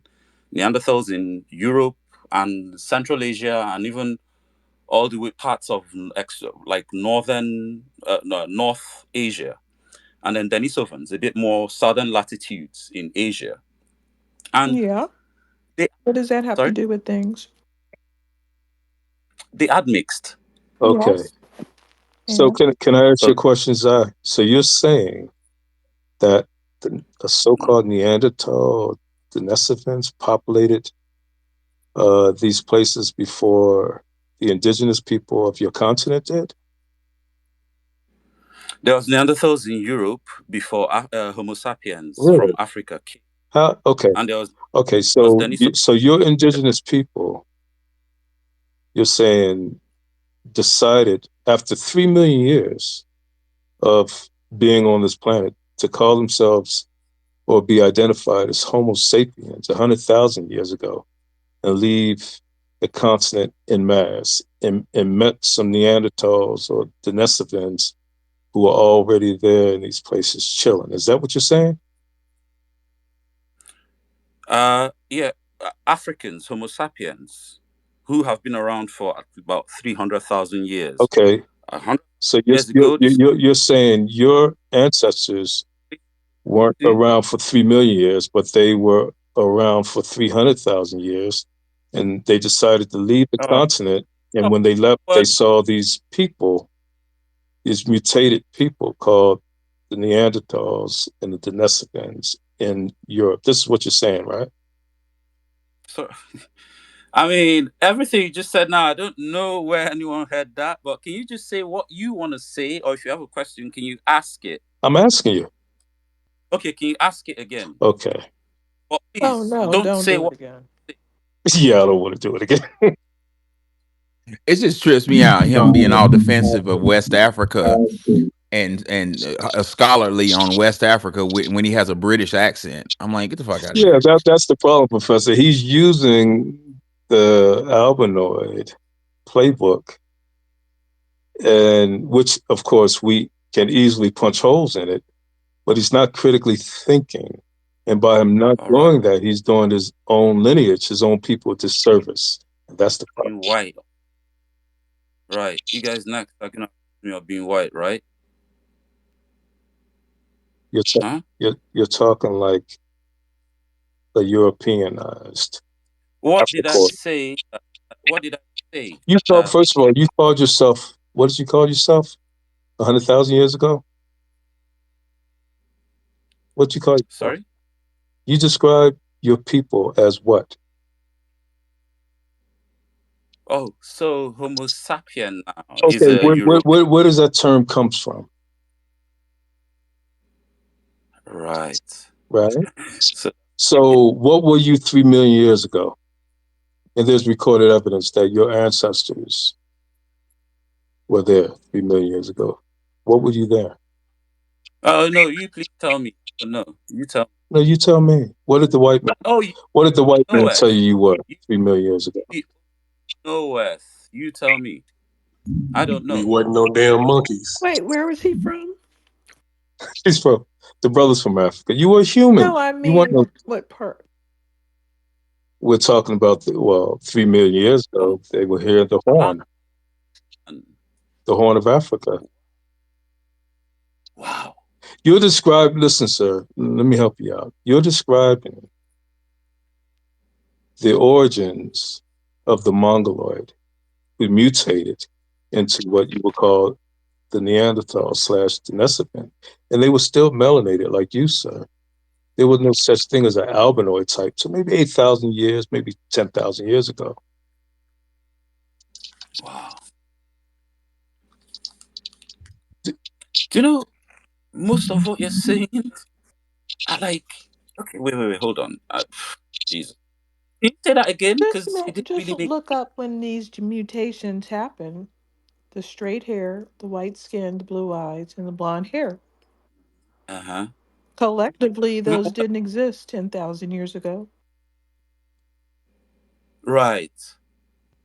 Nope, they sure didn't, and they got evidence to prove it. They Neanderthals were melanated, and they didn't get like that until after the Ice Age, and the Ice Age was very recently. And guess what? The so-called Oh, Neanderthals and Denisovans, they look more mongoloid and melanated. wait. Sorry. When did the Ice Age start? And when did it end? It was roughly 11,000 years ago. But you're asking us questions you can Google yourself, sir. No. I mean, because you said something that is not quite how I understand it. You said the Ice Age only started something like 100,000 years ago, I said and then now. 11,000 years ago was a young Adrias. So that's not even, it's not that long ago. But I'm trying to understand what your point is. Like the point that's being brought up is you're defending West Africa with an English accent and with European academic canon. So the other point that was brought up is you're attributing. I forgot the term you use, Homo erectus, or you're using European terms. You're quoting terms from a group of people that really don't know themselves. So I'm not going to say what you're doing, but I'm going to say it sounds like you are providing European academic canon as defense for your blackness. You know what I'm saying? Of your West Africanness. And furthermore, Sister Wani Spots had a question that I want to know now. What part of Africa are your ancestors from?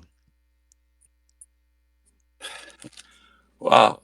Okay. So first of all, I don't know what my accent has to do with this. You have a Europeanized No, accent sir. I have an yourself. American accent, and America is my point of origin. My point American. of origin is not Africa. I am amalgamated. Look at my fucking picture. I am a perfect Good. amalgamation of that came together. A plus B plus C So, equal me. I'm from America. Now, I'm not from anywhere else, and so, in America, the official language is English. Therefore, I'm speaking my native tongue, sir.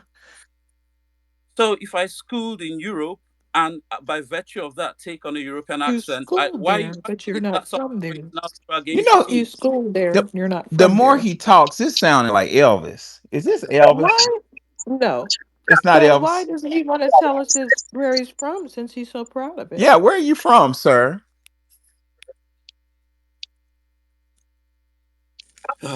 Man, It's not that don't hard. worry, West Africa, It's not that hard. and and because I don't Apparently, want it is hard. that. You know how I'm big going West Africa is, sir. to Are you afraid we're going at to least find out who you are if you tell us what country you're from? at least as of now, I'm not going to name the place. I want to see where this agenda is going. What you guys are pushing Wh- against me What here. what I'm Okay. reading what I'm reading out of this is you're ashamed of your point of origin. And what I'm reading is you're not black.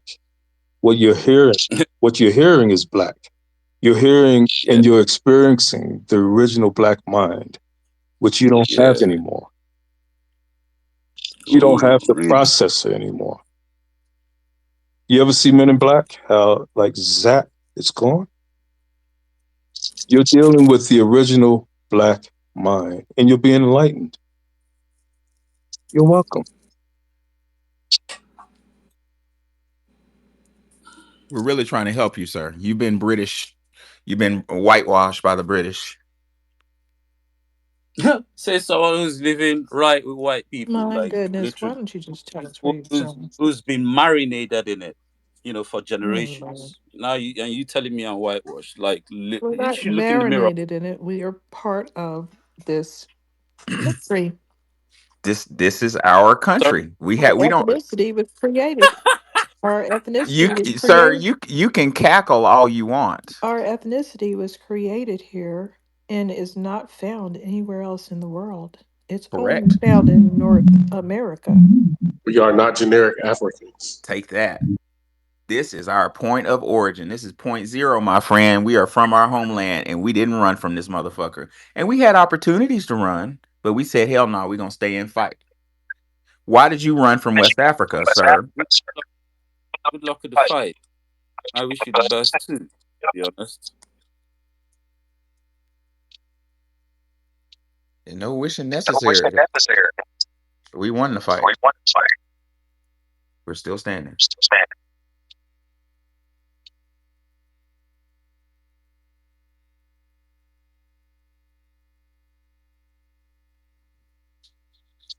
Ladies and gentlemen, that was a teachable moment. Somebody's thing is open. Hold on. I'm getting an echo. Somebody's okay. There you go. Yeah, ladies and gentlemen, that was a teachable moment of somebody coming in here, acting very proud of a place that he was scared to identify. Notice how he tried to tell us who we were and tell us where we're from and tell us how we're whitewashed when we're at our point of origin. The United States of America was built by us. The other day, one of my students was brought up, you know, uh, I start looking at I don't want to say founding fathers. I'm not going to say it. The founding people, can I even say that? The people who are attributed to found America. How about that? Um, During the congressional convention in Pennsylvania, with Benjamin Franklin and them, and it was discovered by one of my students that he was like, "Wow, they all were a part of a certain group." And I was like, I kind of smiled and nodded, like, I'm not going to officially say, but you kind of get the drift. And I brought up weeks prior that Washington D.C. was created by a black man who never went to a college of architecture, but Washington D.C. to this day, the standards of the architecture there are through the roof. The person I'm talking about is Benjamin Banneker. And given that epiphany that one of my students had, that the founding fathers were all member of a certain group, wink, wink, nod, nod. Um, my student, very bright student, posited, wanted to know, well, wait a minute. Since Benjamin Banneker knew all this information and didn't go to anybody's college, was he a member of a group like that? And I said, I don't know. And I was very honest in saying that I've done research on Benjamin Banneker, an American, mind you, a black American that built Washington, D.C. Facts. Look it up. My student wanted to know, was he a member of that secret group? And I couldn't answer it because I've tried to find out um, myself if he was a member of the group and kept hitting dead ends. One of my brilliant kids from the hood, neighborhood, just like my neighborhood I'm from, said, well, you know what? Let's look at his gravesite. And so we typed in Benjamin Banneker gravesite. Somebody type in Benjamin Banneker gravesite on Google and hit images and tell me what you see.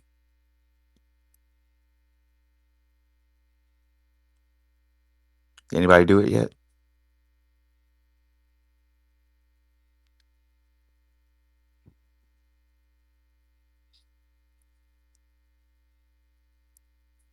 Anybody see it? Well, if you should do that, my student gave us all an answer.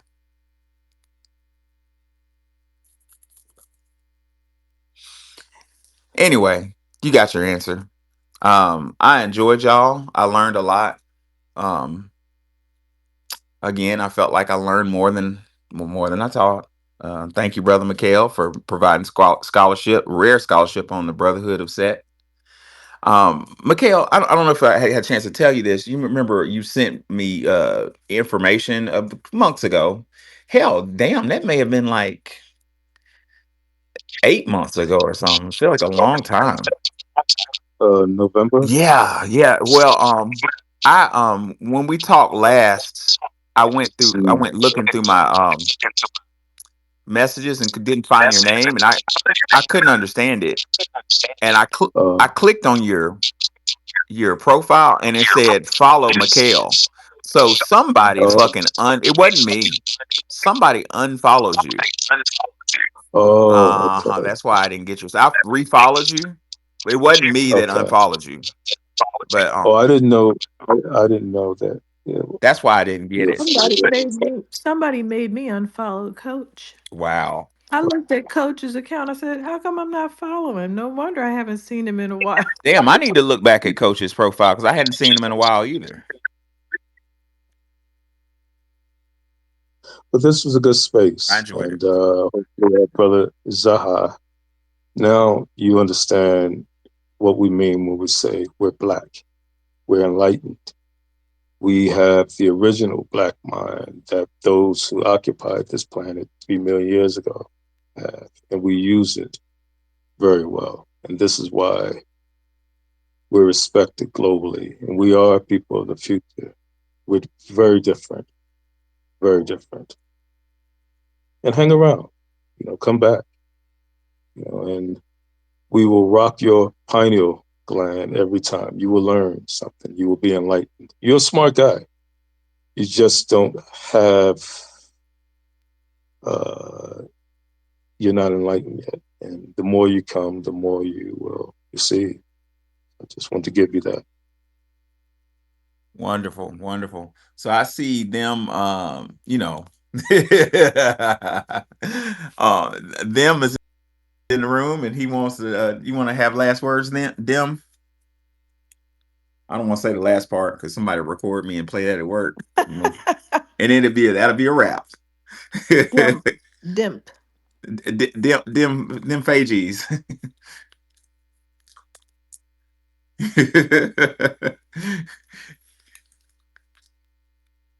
You have a loaded name, my friend. You want to come up and say something because we're about to close the space. Demphages. I'm not How saying that. did he get an afro on his emoji? I don't know. It was an emoji last time. He cheated. You cheating. Dang it. I see a couple more people. Capone, any last words?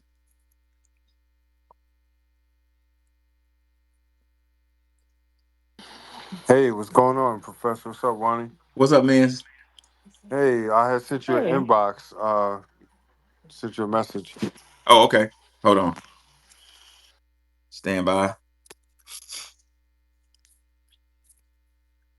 you came in after all the fireworks. You missed them. Scared of a little fun? Petition. Approval for the Freeman Business Initiative. Okay. So we have a free advocate for. I don't see why not, man.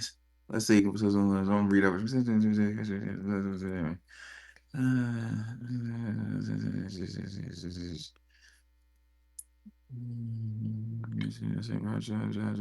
Free man on this. Yeah. Hell yeah. I guess I'll put this in a jumbotron if I can.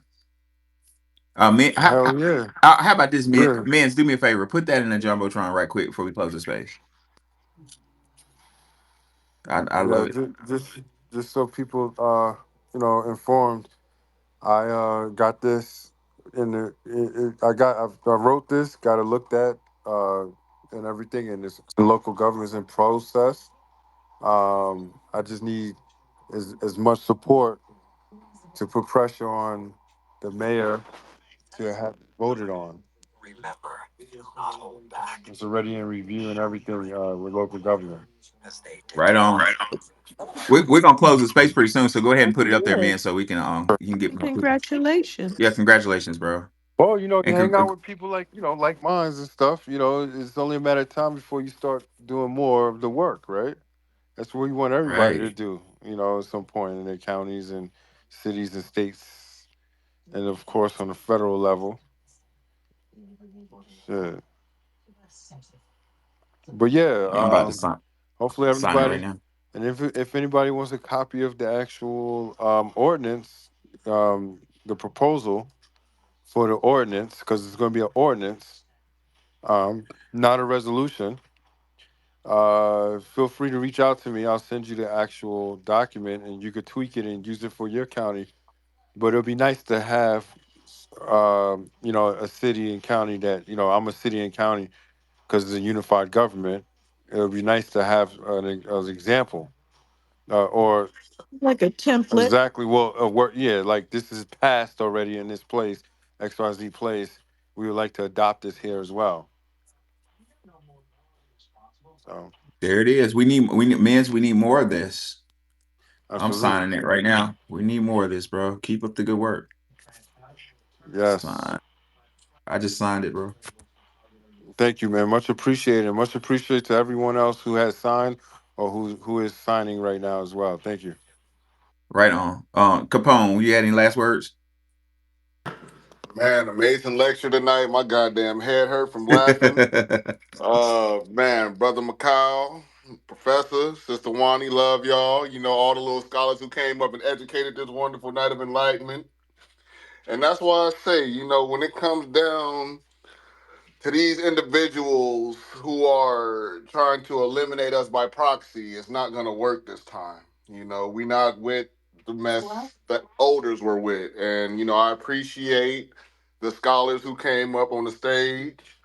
And, let's just protect our women and children. And, we're going to get that reparations check, B1, and I land on that. Amen. Thank you. Thank you, bro. Tyrell, what's on your mind, man? I just want to thank you, Professor Wani, Mikhail. Thank y'all for hosting the space and allowing me to come up and speak.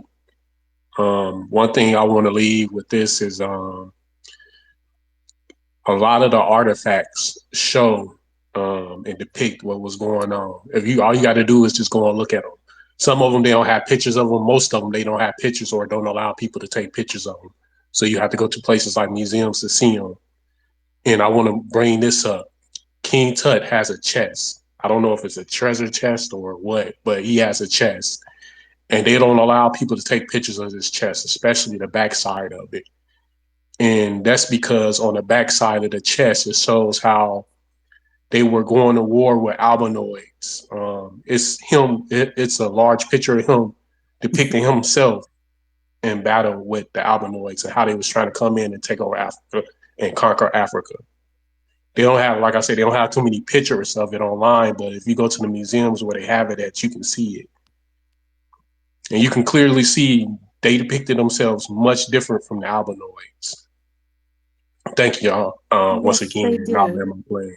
They absolutely did. They routinely depicted themselves as dark skinned, very handsome individuals. Yeah, you check that chest out when you get a chance. If it's in a museum, if you ever hear it come to its touring or a museum have it, go and look at that chest. They might not allow you to take pictures of it, but go and look at it and look at the back part of it because that's where all the real interesting things are going on. Okay. Once again, thank y'all, I'm going to Wani, try to Professor, find it. Mikhail. Thank you, Thank you, Tyrell. Terrell. In Yes, the ma'am. jumbotron, I put a link to our sister Wani's masterpiece, her book. Please support our resident scholar Wani. The link is in the jumbotron, and if you wanted to purchase my book, my link is up there. It's Our Story Publications. To talk about more of what we talked about tonight.